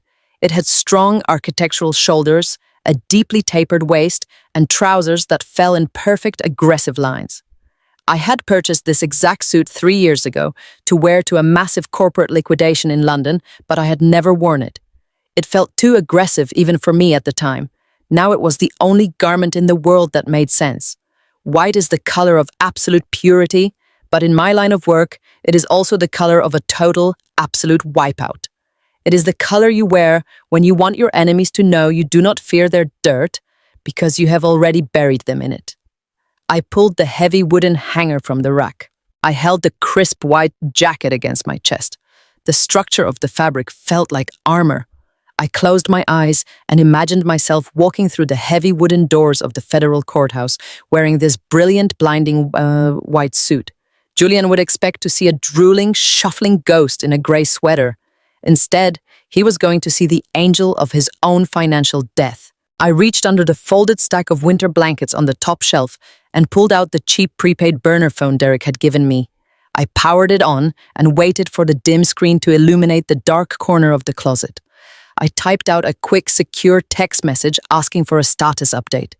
10 seconds later, the phone buzzed softly in my hand. Derek was awake and on the clock. He was currently sitting in his matte black vehicle parked in the dark alleyway across the street from Vanessa's luxury high-rise apartment downtown. The text message from Derek read that the target was secured and highly active. He was watching her through the third-floor window with a thermal scope. He reported she had been drinking expensive champagne for 2 hours and was currently packing 3 massive designer suitcases. She actually thought they were leaving for the airport immediately after the judge signed the court order tomorrow morning. I stared at the glowing words on the small screen.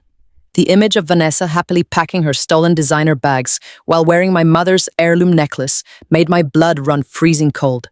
She was so incredibly arrogant. She truly believed she had orchestrated the perfect crime.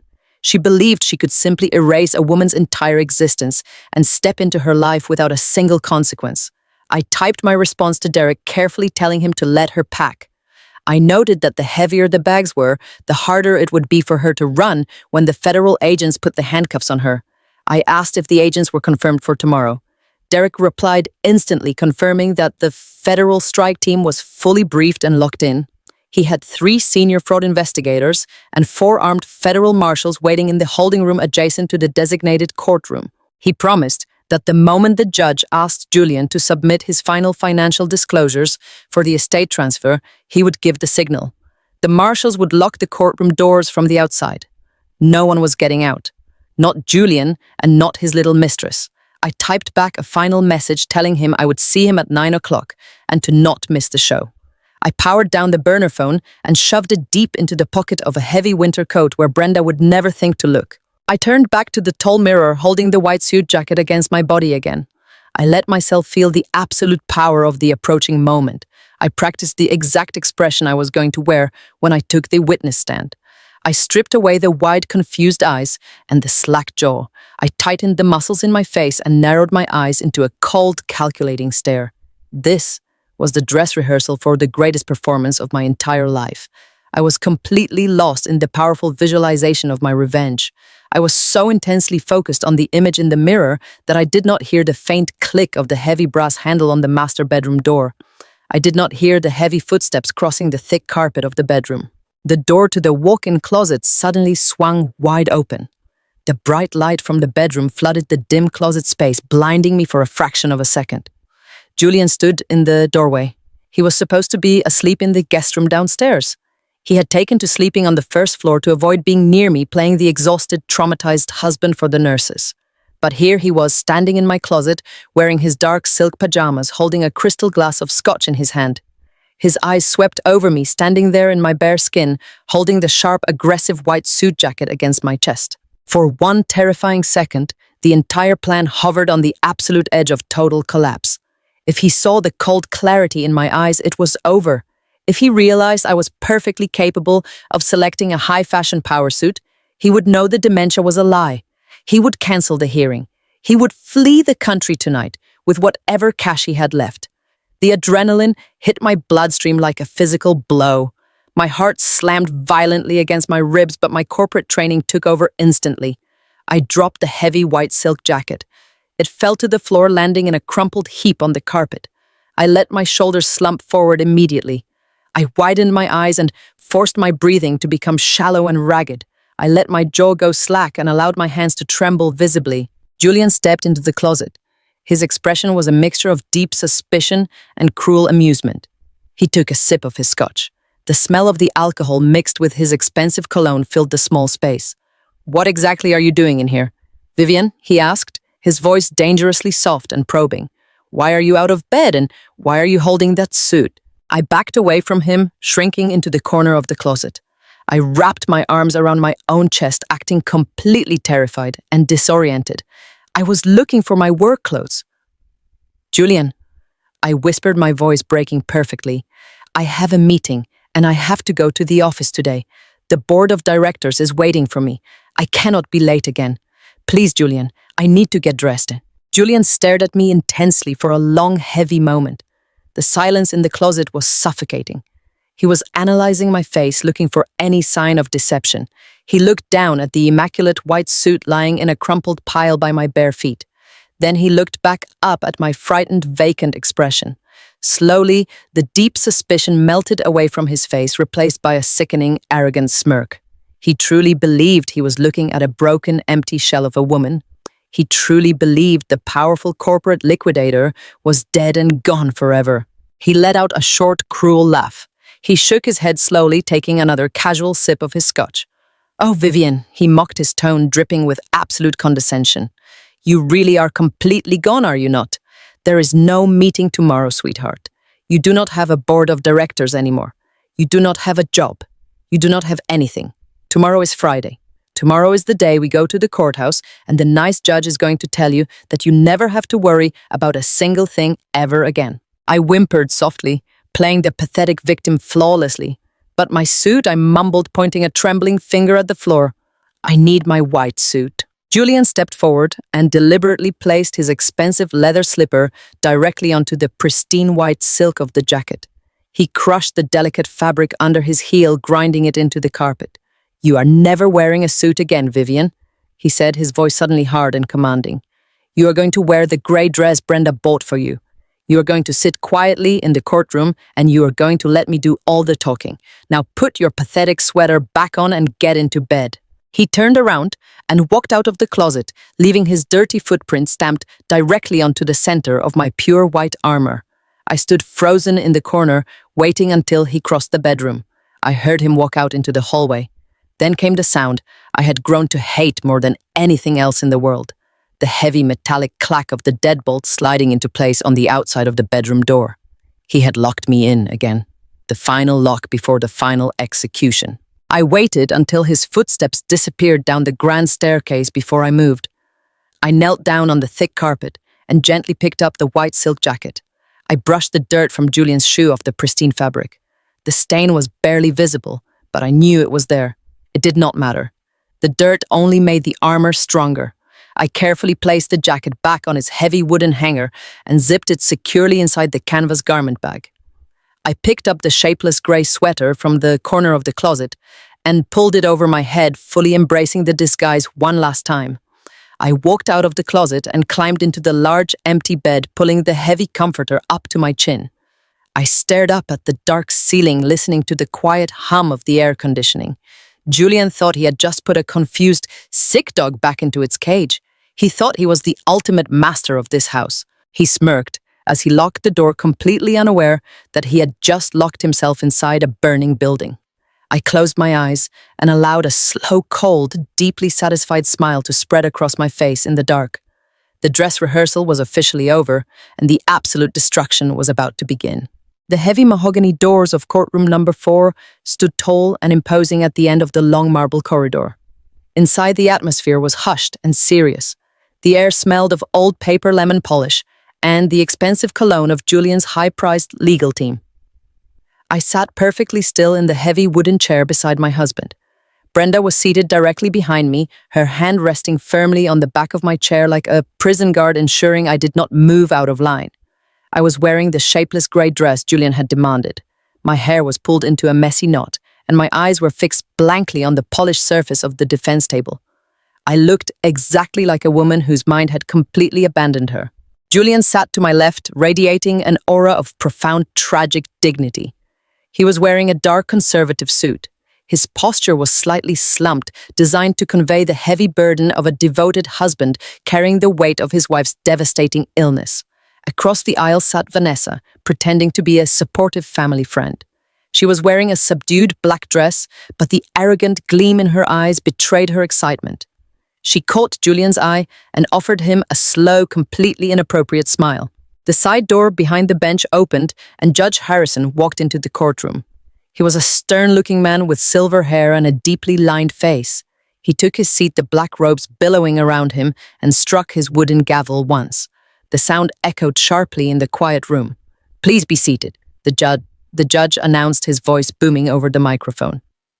"We are here today to review the emergency petition for a permanent involuntary conservatorship filed by Julian Pierce over the person and estate of his wife, Vivian Pierce." Julian's lead attorney, a sharp-looking man named Robert Vance, stood up and buttoned his suit jacket. "Thank you, Your Honor. We are here under incredibly tragic circumstances.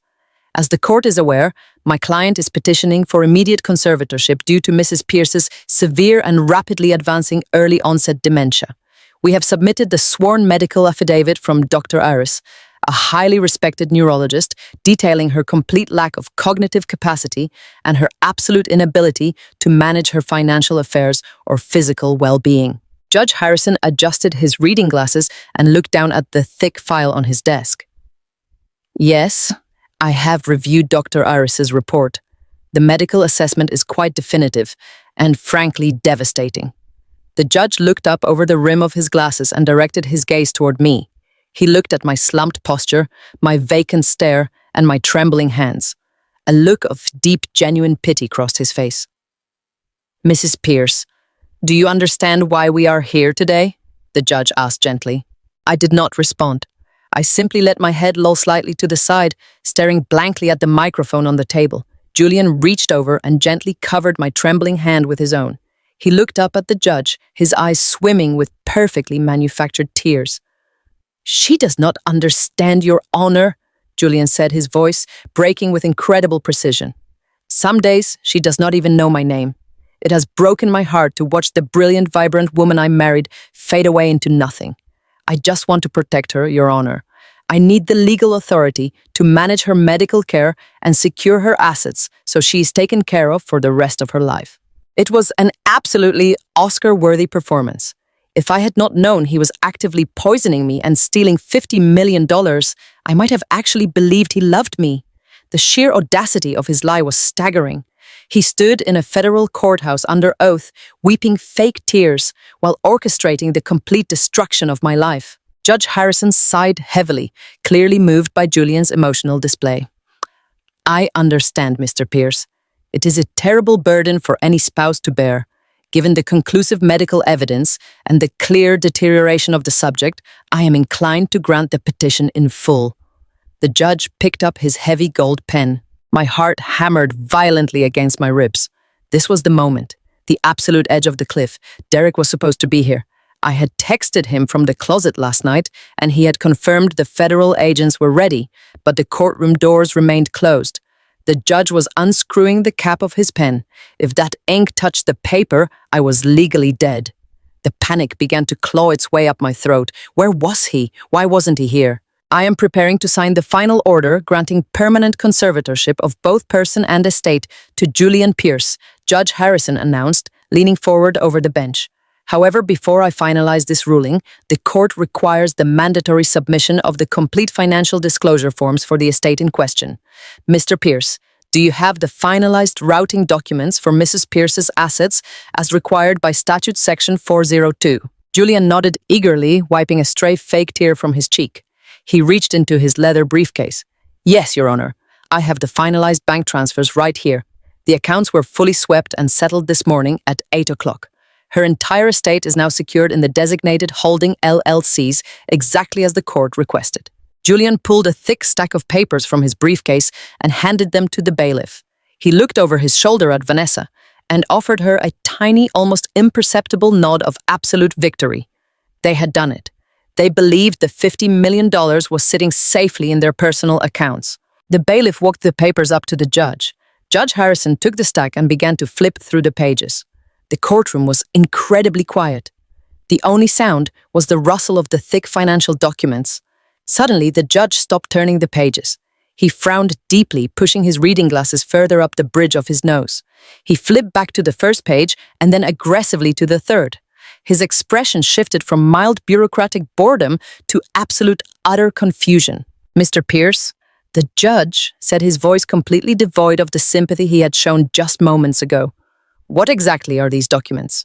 Julian stood up, looking slightly confused. "Those are the finalized transfer confirmations, Your Honor. They verify that Vivian's assets have been successfully secured." Judge Harrison dropped the papers onto his desk with a loud slap. "These documents do not show secured assets, Mr. Pierce. These are binding corporate debt transfers. According to these legally executed routing numbers, you did not secure your wife's stock portfolio. You just transferred $50 million of toxic, fraudulent corporate debt directly into your own personal limited liability company and the LLC of a woman named Vanessa Croft." The color instantly completely drained from Julian's face. He stood frozen, staring at the judge as if the man had just spoken to him in an alien language. The entire courtroom seemed to stop breathing. Vanessa gasped loudly from the gallery, her hands flying up to cover her mouth. "No," Julian stammered, his voice suddenly high and tight with panic. "No, that is impossible, Your Honor. There must be a clerical error at the bank. I received the automated confirmation text message this morning. The assets were swept." "There is no clerical error here, Mr. Pierce," the judge stated, coldly holding up the document. This transfer was executed at 8 o'clock this morning using your wife's master corporate liquidator credentials, which you claimed she was too incompetent to even remember. Not only that, but this debt appears to be tied to a massive unverified tech startup which is currently under investigation by the federal authorities. Before Julian could even begin to formulate a lie, the heavy mahogany doors at the back of the courtroom burst violently open. The loud crash echoed like a gunshot. Every single head in the room snapped around to look. I did not turn around. I did not need to. I knew exactly who it was. I slowly reached up and pulled the messy knot out of my hair, letting my dark curls fall perfectly around my shoulders. I sat up straight, pushing my shoulders back and lifting my chin. The vacant, broken stare vanished from my eyes, instantly replaced by the cold, calculating gaze of a senior corporate liquidator. I reached under the table and smoothly unzipped the oversized gray dress, letting it fall away from my body to reveal the razor-sharp, tailored white suit I was wearing underneath. I stood up slowly, turning to face the back of the room. The entire courtroom erupted into absolute chaos. Julian stumbled backward, bumping into his own chair, his eyes wide with sheer, unadulterated terror. He looked at me standing there, in my pure white armor, my mind completely sharp and my posture radiating absolute power, and he finally realized the catastrophic magnitude of his mistake. Standing in the open doorway was Derek, looking incredibly formidable in a dark suit. Flanking him on either side were 3 massive federal agents wearing dark windbreakers with the bright yellow letters FBI printed boldly across the back. They did not look like men who were there to ask polite questions. They looked like men who were there to dismantle a criminal empire. Derek walked slowly down the center aisle, his eyes locked entirely on Julian. He stopped just behind the defense table and crossed his arms over his massive chest. "I believe the court was just asking about the $50 million fraud, Your Honor," Derek announced, his deep voice echoing through the stunned courtroom. "We have the answers right here." I stepped away from the defense table, leaving the gray dress lying on the floor like a shed snakeskin. I walked toward the center of the room, the crisp white silk of my suit catching the heavy courtroom lighting. I looked directly at Julian, who was currently hyperventilating, clutching the edge of the table to keep himself from collapsing. "You thought you could erase my mind, Julian," I said, my voice crystal clear and dripping with absolute authority. "But all you did was give me the time to erase your entire life." The courtroom was completely paralyzed. The sound of my heels clicking against the polished hardwood floor echoed like the sharp strike of a gavel. Every single pair of eyes in the massive room was glued to me. I was no longer the hunched and broken woman who had been dragged into this building just 30 minutes ago. I was Vivian Sterling, a senior corporate liquidator, and I was wearing my absolute best armor. The pure white silk suit caught the harsh fluorescent lighting of the courtroom, making me look like a terrifying force of nature. I walked right past the defense table where Julian was sitting. He was clutching the edge of the heavy mahogany wood so hard his knuckles were stark white. His jaw hung open in pure, unadulterated shock. He looked exactly like a man who had just seen a ghost rise from the grave to drag him straight to hell. Vanessa was completely frozen in the gallery behind him.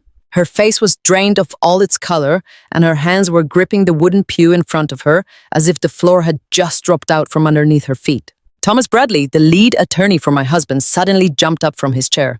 He knocked over his heavy leather briefcase in his frantic panic. "Your Honor, I object," he shouted, his voice cracking slightly. "This is highly irregular. My client's wife is suffering from severe early-onset dementia. The medical affidavit proves she lacks all cognitive capacity. This sudden outburst is clearly a severe manic episode brought on by her deteriorating mental condition. I demand that she be immediately removed from the courtroom and placed under medical supervision." I stopped walking and turned slowly to look at the panicked lawyer. I did not glare at him. I simply looked at him with the cold, clinical detachment of a woman who was about to dismantle his entire career. I turned my attention up to the bench. Judge Harrison was staring down at me, his silver pen suspended in midair. His eyes were wide with total disbelief. "Your Honor," I said, my voice crystal clear, sharp and dripping with absolute authority. "I am not having a manic episode. I am of completely sound mind. I am the sole legal owner of the estate, currently being debated in this room. and I am formally requesting permission to take the witness stand and submit physical evidence of a massive ongoing federal crime perpetrated by the man sitting at the defense table. Judge Harrison looked at Julian, who was currently hyperventilating, and then back at me. He looked at the 3 federal agents standing guard by the locked mahogany doors. The judge slowly lowered his pen and nodded. "Objection overruled, Mr. Bradley." The judge stated, his voice firm. "Mrs. Pierce, you may take the stand." I walked up the short wooden steps and took my seat in the witness box. The bailiff approached, and I swore the oath to tell the whole truth. I looked out over the courtroom. I felt an incredible surge of power radiating through my veins. Derek walked down the center aisle, holding a thick black leather binder. He handed it directly to the bailiff, who passed it up to the judge. I leaned forward toward the microphone on the stand. "Your Honor." I began keeping my posture perfectly straight. "Inside that binder, you will find 3 distinct sections of evidence. I direct your attention to tab 1. That is a certified toxicology report processed by an independent forensic laboratory. It contains the results of a blood draw taken from my arm just 48 hours ago. For the past 10 months, my husband Julian Pierce has been systematically poisoning me. He has been crushing a highly synthesized black market dissociative hypnotic and dissolving it into my daily medication and my drinking water. The drug is designed to induce severe retrograde amnesia and extreme psychological compliance. He paid a corrupt neurologist named Dr. Aris an exorbitant amount of cash to sign a fraudulent incompetence affidavit to convince this court to hand over my entire life savings." The courtroom erupted into loud gasps. Thomas Bradley shouted another objection, but the judge completely ignored him. Judge Harrison was staring in absolute horror at the official toxicology screening in the binder. Julian leaped out of his chair. "That is a lie," he screamed, pointing a trembling finger at me. "She is delusional, Your Honor. I have never poisoned her. She is insane." I did not even blink. I leaned closer to the microphone. "Tab 2, Your Honor," I continued, my voice cutting through his pathetic screaming like a razor blade. Tab 2 contains high-definition photographs and purchase receipts for hidden surveillance cameras. Julian installed these cameras inside the smoke detectors of our master bedroom and master bathroom. He watched me 24 hours a day to ensure the hypnotic drugs were keeping me in a completely compliant and brain-dead state. He used that compliance to physically force my thumb onto a biometric scanner while I was incapacitated. He forged my digital signature on a sweeping power of attorney document. Judge Harrison flipped the page in the binder. His face turned bright red with fury as he looked at the clear surveillance stills of Julian standing over my bed holding an iPad to my unconscious hand. The judge looked up at Julian with a gaze of pure judicial hatred. "Sit down!" "Mr. Pierce," the judge commanded, his voice booming with rage. "If you open your mouth again, I will hold you in contempt and have you gagged." Julian collapsed back into his chair, burying his face in his trembling hands. I turned my gaze toward Vanessa, who was trying to slide out of her row in the gallery. The federal agents standing by the door immediately stepped forward, blocking her exit. I looked back at the judge. "The final tab, Your Honor, is the most important. It contains the complete hacked server logs and the decrypted financial architecture of Julian's tech startup. I secured that data directly from his personal encrypted workstation. It proves that his company has absolutely zero proprietary software and generates zero actual revenue. It is a $50 million Ponzi scheme. Julian was poisoning me so he could legally steal my private stock portfolio to cover his massive fraudulent debts. He engineered this entire conservatorship so he could place the sole legal blame for the $50 million frauds squarely onto my shoulders before fleeing the country with his vice president of investor relations, Vanessa Croft. The silence that followed was deafening. The sheer magnitude of the crimes I had just outlined completely paralyzed the room. Judge Harrison stared at the complex financial spreadsheets in the third tab. The evidence was absolute and undeniable. The judge took off his reading glasses and rubbed his eyes. He looked at me with a profound mixture of shock and deep respect. "Mrs. Pierce," the judge said slowly, "if your husband has been drugging you with heavy dissociative hypnotics for 10 months, how are you sitting here today with such perfect mental clarity? How did you manage to gather this massive amount of highly encrypted digital evidence while under the influence of a memory-erasing chemical?" I smiled. It was not a warm smile. It was a cold, terrifying smile of a corporate liquidator who had just cornered her prey. I looked directly into Julian's eyes. He looked up from his hands, staring at me with a pathetic, desperate confusion. I am sitting here today with perfect mental clarity, Your Honor, because I realized Julian was trying to poison me on day 3, I said. The entire courtroom gasped out loud. Julian physically recoiled as if I had just shot him in the chest. I let the devastating weight of those words settle over the room before I continued. 10 months ago, I woke up feeling incredibly disoriented. I explained, my voice echoing loudly in the silent room. I noticed a faint metallic taste in the drinking water next to my bed. Because of my background investigating corporate espionage, I do not believe in coincidences. I immediately stopped drinking the water, and I faked swallowing the pills. I hired my brother-in-law Derek, a former fraud detective for the New York Police Department, exactly 9 months ago. I gave him the chemical residue from the water glass. When he confirmed it was a heavy memory-impairing hypnotic, we immediately set a counter-operation into motion. Derek used his contacts to manufacture identical blue sugar pills. I paused and looked right at Julian, watching his entire reality shatter into a million pieces. Almost a year ago, I swapped your hidden stash of poison with my identical placebos, I said directly to my husband. For 10 straight months, you watched me swallow every single pill. You smiled at me like nothing was wrong. You patted my head and called me a good girl. And for 10 straight months, Julian, I was completely awake. Julian let out a guttural sound of pure agony. No, he whispered, shaking his head violently. No, that is impossible. You were confused. You were forgetting things. I saw the cognitive decline. You were drooling in the kitchen just 2 days ago. You saw exactly what I wanted you to see, Julian. I fired back, my tone completely ruthless. You think you are a mastermind, but you are just an arrogant amateur. I spent 10 months pretending to lose my mind. I forced myself to wear those pathetic, oversized sweaters. I endured the emotional abuse, the constant gaslighting, and the terrifying presence of your mistress in my own home. I let you parade me around your victory parties like a brain-dead prop. I memorized your 12-digit recovery seat phrase while Vanessa carelessly typed it into your encrypted laptop right in front of my face. I broke into your corporate headquarters in the middle of the night and cloned your entire $50 million server. I faked an entire neurological collapse just to keep you completely blind to the fact that I was building a cage around you. Judge Harrison leaned forward, fascinated and horrified by the sheer psychological endurance required to pull off such a massive deception. But Mrs. Pierce, the judge asked, if you knew he was poisoning you on day 3, why did you not immediately go to the police? Why endure 10 months of this terrifying psychological torture? I turned back to the judge. Because, Your Honor, if I had gone to the authorities on day 3, I would have only caught him for attempted poisoning. My financial assets were already dangerously entangled in his corporate accounts through our joint marriage filings. If I had simply called the police, Julian would have used his hidden cash reserves to hire a massive defense team. He would have dragged me through a decade of exhausting litigation. He would have hidden the stolen investor capital in offshore accounts where the federal government could never reach it.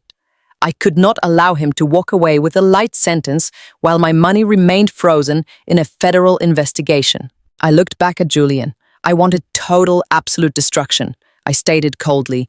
I needed time to let Julian build his own legal trap. I needed him to forge the power of attorney. I needed him to officially register those 2 personal limited liability companies. Because once he granted me full legal authority over his financial architecture, I was able to use my expertise as a corporate liquidator to rewrite the digital routing numbers. I reversed the gravity of his entire Ponzi scheme. Yesterday afternoon, I completely uncoupled the $50 million toxic debt from the tech startup and reassigned every single penny of that fraudulent liability directly onto the personal social security numbers of Julian Pierce and Vanessa Croft. Julian let out a loud, piercing scream. He grabbed his own hair, pulling it violently. He realized the automated text message he received yesterday morning was not a confirmation of wealth. It was the confirmation of his absolute financial ruin. He was personally responsible for $50 million of stolen federal money. You did not steal my empire. Julian, I said. my voice dropping to a low, terrifying whisper that carried across the entire courtroom. You handed me the keys and begged me to destroy you. You tried to bury me in the dark, but you forgot that I am the monster who dismantles arrogant men in the dark. You are completely bankrupt. You are going to federal prison for a very long time. And the best part, Julian, is that you did this completely to yourself. The courtroom was completely silent. The sheer magnitude of the twist, the absolute brilliance of the 10-month-long deception hung heavily in the air. Julian Pierce, the man who thought he was a genius tech billionaire, was currently sobbing uncontrollably on the polished wooden table. His lawyer, Thomas Bradley, slowly packed his briefcase and backed away from the defense table, wanting absolutely nothing to do with this catastrophic federal crime. I sat tall in the witness stand, my white armor gleaming in the light. The corporate liquidator had successfully finished her job. Julian stood completely frozen behind the heavy mahogany defense table. The vibrant, arrogant color drained entirely from his face, leaving behind a sickly translucent white. He looked exactly like a man who had just stepped off a high ledge and was currently suspended in the terrifying freefall right before the inevitable impact. His mouth opened and closed silently, struggling to find breath in a room that suddenly felt entirely devoid of oxygen.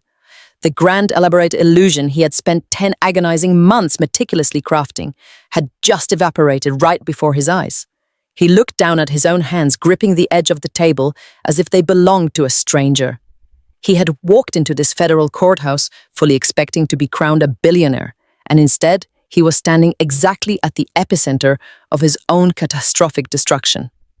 The heavy silence in the courtroom was absolute. Even the high-priced defense attorneys who normally thrived in corporate chaos were completely speechless, backing away from Julian as if his very presence was a highly contagious disease. Judge Harrison sat high upon the bench, staring down at the broken man with an expression of profound judicial disgust. The judge did not say a single word, allowing the suffocating weight of my testimony to press down on Julian until his shoulders physically collapsed under the crushing pressure. In the wooden gallery, seating directly behind the defense table, the reality of the situation finally pierced through Vanessa's arrogant delusions. She had spent the entire morning dreaming of Parisian villas and luxury yachts paid for with my stolen money. Now she was staring directly at a team of armed federal agents standing between her and the exit. Panic, pure and animalistic, washed over her perfectly contoured face. She looked at Julian, who was sobbing pathetically over the table, and realized he was entirely useless to her now. He was not her golden ticket to high society anymore. He was a heavy iron anchor tied directly to her neck. Vanessa slowly stood up from the wooden pew. She kept her head down, trying to make herself as small as possible. She carefully lifted the hem of her expensive black designer dress and took a silent, cautious step toward the center aisle. She was hoping the sheer gravity of my confrontation with Julian would keep everyone distracted long enough for her to slip out the heavy wooden doors and disappear into the bustling city streets. But she severely underestimated the man standing at the back of the room. Derek had spent 15 years as a fraud detective hunting down people exactly like her. His dark eyes locked onto Vanessa, the absolute second she shifted her weight. As she took her third step toward freedom, Derek gave a sharp single nod to the massive federal agent standing to his left. The agent moved with terrifying speed and precision. He closed the distance between the back doors and the gallery in 3 massive strides. Vanessa saw him coming and let out a loud, piercing shriek. She dropped her expensive designer handbag and tried to sprint toward the heavy wooden doors, but her high heels betrayed her. The federal agent lunged forward, wrapping his thick arms around her waist and tackling her forcefully onto the polished hardwood floor of the center aisle. The impact echoed loudly through the silent courtroom. Vanessa thrashed wildly, kicking her bare legs and screaming loud obscenities. "Get your hands off me!" she shrieked hysterically. "I did not do anything wrong. It was all Julian. He made me do it. He told me the money was clean." The agent simply drove a heavy knee into her lower back, pinning her firmly to the floor. He grabbed her wrists, twisting them forcefully behind her back. The sharp metallic clicking sound of the heavy steel handcuffs locking securely into place cut through her frantic screams. "You are under arrest for conspiracy to commit federal wire fraud." The agent announced, his voice deep and entirely devoid of sympathy. "You have the right to remain silent. I highly suggest you use it." Vanessa lay completely immobilized on the cold floor, weeping loudly and begging the agents to let her go. Her flawless hair was ruined, her dress was torn, and my mother's heirloom sapphire necklace dug painfully into her collarbone. I did not even look at her. My eyes remained locked entirely on Julian. He watched his beautiful young mistress being dragged up from the floor by the federal agents, and he finally understood that there was absolutely no escape. He was completely trapped. I walked slowly away from the witness stand, my pristine white silk suit catching the bright overhead light. I approached the defense table, moving with the deliberate, quiet grace of a predator circling its completely defeated prey. Julian shrank back away from me, his eyes wide with absolute terror. He raised his hands defensively, as if he expected me to strike him, but I was not going to give him the satisfaction of physical violence. The pain I was about to deliver was far more permanent. I reached inside the interior pocket of my suit jacket and pulled out a thick, sealed manila folder. I held it out toward him, offering it across the polished wood of the table. Julian just stared at it, trembling violently. "Take it, Julian," I commanded softly, my voice echoing perfectly in the quiet room. "Take the final piece of your empire." Julian reached out with a shaking hand and took the folder. He opened it slowly. Inside was a single piece of heavy official stationery bearing the official seal of the Internal Revenue Service. It was an expedited notice of federal tax liability and immediate asset seizure. "What is this?" he whispered, his voice cracking horribly. I leaned slightly forward, resting my hands on the table. "That is the final nail in your coffin." I explained, my tone completely flat and ruthless. "Because of the massive liability transfer I executed yesterday morning, you and Vanessa are now the sole personal guarantors of a $50 million federal debt." But I did not just transfer the debt, Julian. I also filed a highly detailed anonymous whistleblower report with the Internal Revenue Service, providing them with the exact routing numbers for your illegal offshore shell companies. The IRS immediately flagged those accounts for massive tax evasion and international wire fraud. This morning, while you were putting on your tailored suit and practicing your fake tears in the mirror, the federal government officially seized every single penny of your offshore wealth to cover the back taxes and the severe federal penalties. You do not have $50 million, Julian. You have absolutely nothing. But you still owe the original investors their money because those debts are now legally attached to your personal social security number. The federal government is going to auction off your cars, your luxury watches, and the clothes off your back. You will spend the next 20 years in a federal penitentiary, and when you finally get out, you will spend the rest of your miserable life having your minimum wage paychecks garnished by the government to pay back a debt you can never possibly escape. Julian stared down at the official federal notice, his eyes darting frantically across the bold black text. The final illusion of his superiority was completely shattered. He had lost the money, he had lost his freedom, he had lost his mistress, and he had lost his pride. He was entirely stripped of the arrogant, loving husband facade he had worn for the entire duration of our marriage. For 10 months, he had looked at me and seen a broken, pathetic victim. Now he looked at me and saw the absolute architect of his total destruction. And in that terrifying moment of absolute clarity, Julian finally snapped. The pathetic, weeping man vanished entirely, replaced by a violent, rabid animal driven by pure, unadulterated hatred. He let out a loud, primal roar that physically shook the windows of the courtroom.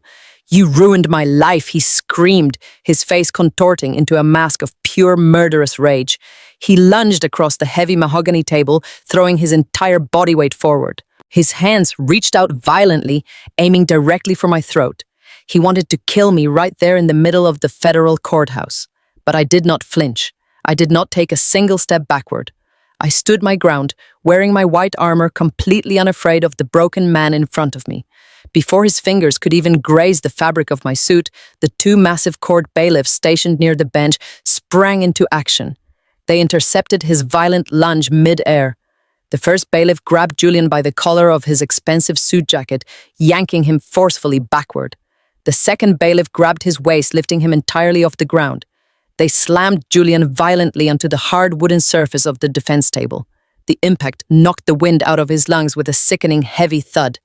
Julian thrashed wildly, kicking his expensive shoes and screaming pure venom. I am going to kill you, he shrieked, practically foaming at the mouth. You are nothing without me. The bailiffs dragged him off the table and slammed him face first onto the floor right next to my pristine white heels. They drove their knees heavily into his back, pinning him down with incredible force. The heavy steel handcuffs clicked loudly around his wrists, binding his hands together. Judge Harrison stood up from the bench, his face a portrait of absolute disgust. Mr. Pierce, the judge, roared, his voice booming across the chaotic room. Your violent display in this courtroom is completely despicable. You have just confirmed every single piece of evidence your wife presented. You are a dangerous fraud. The bailiffs yanked Julian up from the floor. His tailored suit was ruined, his face was bruised, and his arrogant spirit was completely broken. He looked at me one last time, his eyes filled with a terrifying mixture of hatred and total defeat. I looked back at him, my expression completely blank. I had nothing left to say to him. Take him out of my courtroom, Judge Harrison ordered, pointing a sharp finger toward the back doors. Take them both into federal custody immediately. The armed federal agents and the court bailiffs dragged Julian and Vanessa screaming and weeping out of the room. The heavy mahogany door slammed shut behind them, severing them from the world of wealth and privilege forever. The implosion was complete. The smoke was finally clearing, and I was the only one left standing. 2 weeks had passed since the heavy mahogany doors of the federal courthouse slammed shut on Julian Pierce. The transition from my sprawling luxury estate to the cold concrete walls of the federal detention center was a jarring shift in reality. I walked through the heavily fortified entrance of the maximum security facility wearing a perfectly tailored charcoal business suit. The air inside the prison was incredibly stale, smelling of strong industrial bleach, stale sweat, and the undeniable scent of institutional despair. I surrendered my designer handbag to the front desk guard and walked through the metal detector.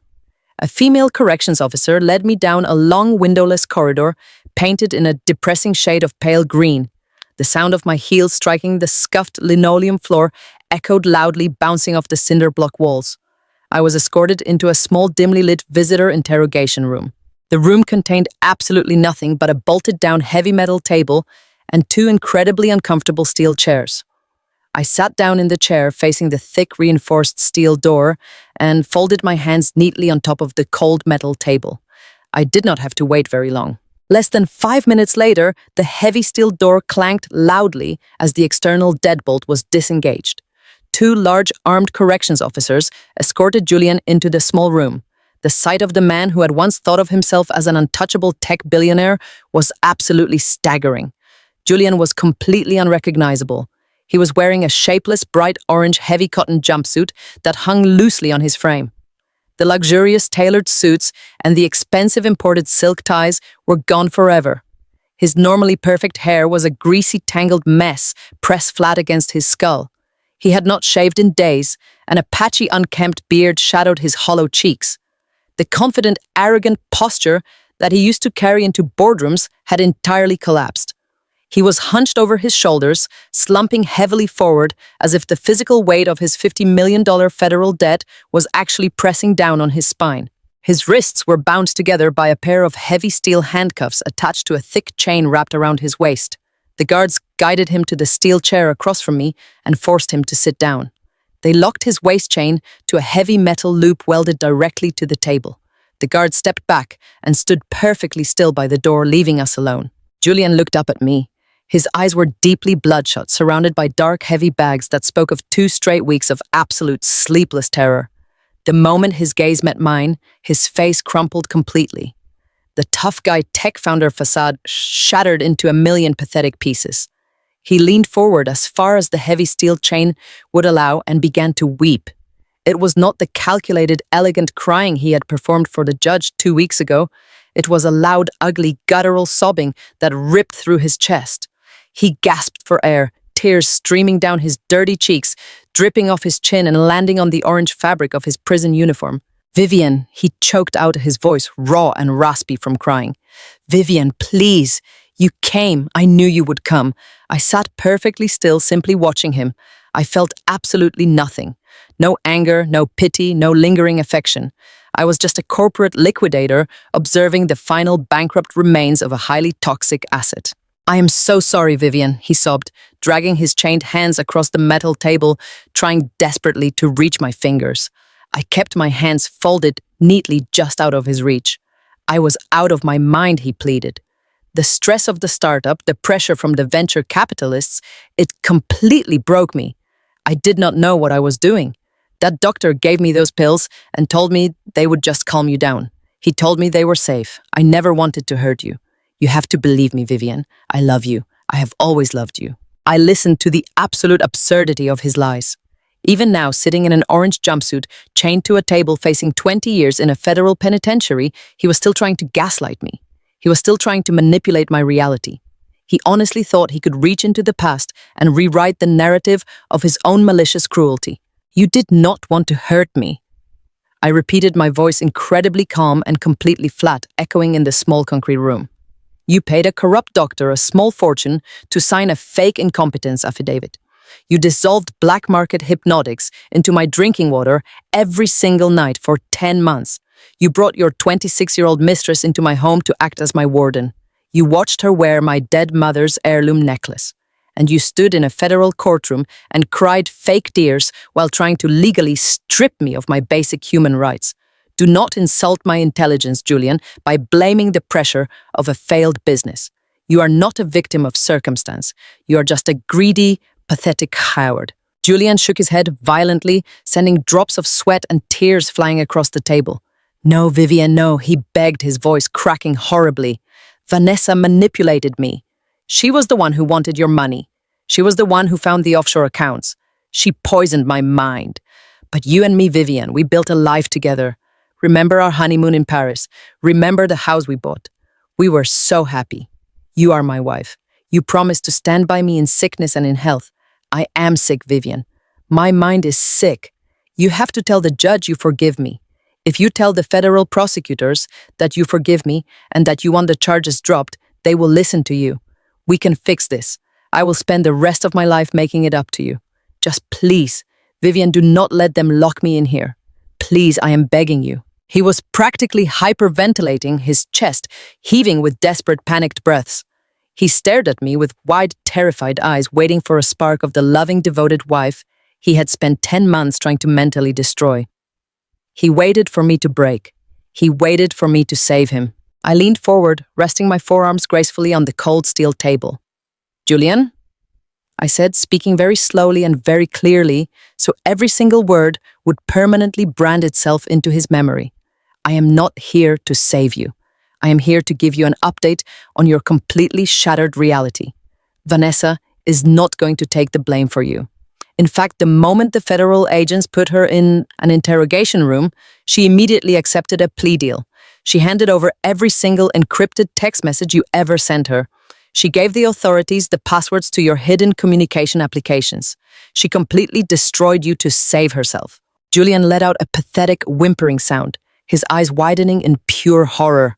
But that is not even the worst part. I continued, my tone completely merciless. Because of the corporate debt transfer, I executed the Internal Revenue Service, and the Securities and Exchange Commission have completely liquidated your entire existence. The massive suburban house you locked me inside is currently up for federal auction. Your precious sports cars have been seized and sold. Your personal bank accounts have been entirely drained to pay back a fraction of the $50 million you owe. You do not even have enough money left to buy a candy bar from the prison commissary. You are completely and utterly destitute.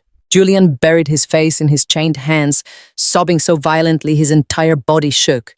The chains clanked loudly against the metal table, creating a harsh metallic soundtrack to his absolute destruction. I reached into the sleek leather portfolio resting on the table beside me. I pulled out a single thick document bound by a heavy blue legal cover. I slid the document slowly across the polished steel table until it rested directly underneath his trembling hands. Julian slowly lifted his head. His tear-soaked eyes focused on the bold black letters printed across the top page. It was the finalized, absolute decree of divorce. My lawyers had expedited it through the state courts using the overwhelming evidence of his federal crimes to completely bypass the standard waiting periods. Sign it, I commanded softly. Julian stared at the divorce decree as if it were a venomous snake. Vivian, please, He whispered, his voice entirely broken. "If I sign this, I truly have absolutely nothing left. You are the only good thing I ever had." I looked at him with absolute zero pity. I did not feel an ounce of sympathy for the weeping, broken creature sitting across from me. He had made his choices every single night when he handed me a poisoned glass of water and smiled. "You thought you were erasing my memory, Julian," I said, looking at him with absolute zero pity. "But all you did was give me the time to erase your entire life." Julian looked into my eyes and finally saw the absolute truth. There was no mercy left in the world for him. His wife was gone. The corporate liquidator had won. With a trembling, violently shaking hand, he picked up the cheap plastic pen the guards had left on the table. He signed his name at the bottom of the divorce decree, his tears smudging the blue ink as it dried. I reached across the table and pulled the document back. I placed it carefully inside my leather portfolio and stood up from the steel chair. I smoothed the front of my charcoal jacket, looking down at the man who used to be my husband one final time. I turned my back on him without saying another word. I walked over to the heavy, reinforced steel door and knocked twice. The external deadbolt clicked loudly and the heavy door swung open. The two armed corrections officers stepped inside to collect their prisoner. As I walked out into the pale green hallway, the sound of Julian weeping echoed loudly behind me, a pathetic, desperate wail that bounced off the cold cinder block walls. I did not turn around. I did not look back.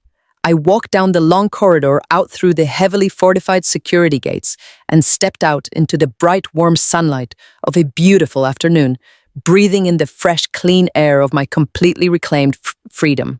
6 months later, I sat behind the massive mahogany desk in my corner office on the 50th floor. The morning sun poured through the floor-to-ceiling windows, bathing the sleek modern room in a warm golden light. I leaned back into the thick leather of my chief executive chair and looked out over the glittering city skyline. The world below moved at a frantic pace, but up here, everything was perfectly calm and completely under my control. My company was thriving and my assets were fully secured. The heavy glass doors of my office swung open and Derek walked in. He was no longer wearing his dark tactical jackets or hiding in the shadows of an underground parking garage. He was dressed in a sharp-tailored navy blue suit, looking every bit the part of his new official title. He was now the head of corporate security for my entire liquidation firm. He walked over to my desk and handed me a pristine white folder containing the morning security briefings and the final asset transfer documents from Julian's dissolved estate. I took the folder and offered him a genuine warm smile. We did not need to speak about the past anymore. We had fought the war and we had won. The ghost of Julian Pierce had been entirely erased from our lives. Derek nodded respectfully and stepped out of the office, leaving me alone with my thoughts and my reclaimed empire. I turned my chair back toward the massive windows and allowed myself a moment of quiet, visceral reflection. Julian made the deadliest mistake an arrogant man can ever make. He looked at a quiet woman and automatically assumed she was weak. He confused my calculated silence for total compliance. He thought that because I swallowed his poison and stared blankly at the wall, I had surrendered my mind to him. But he forgot that a true corporate liquidator is always quietest right before she strikes. Men like Julian believe they are the masters of the universe simply because they talk the loudest and steal the most. They think they can drug us, manipulate us, and lock us in the dark without any consequences because they believe we are too terrified to fight back. But they absolutely do not understand the terrifying depths of a woman's endurance. We will sit in the dark. We will endure the humiliation. We will memorize every single detail of your betrayal, and we will use it to weave a legal net so tight you will never see it coming until it is already wrapped permanently around your throat. Women can sacrifice a lot, but never mistake our patience for stupidity. When a man tries to bury you in the dark, let him dig his own grave. If you loved watching Julian and Vanessa get exactly what they deserved, hit that like button and subscribe. What would you do if you caught someone slipping something into your drink? Let me know in the comments below.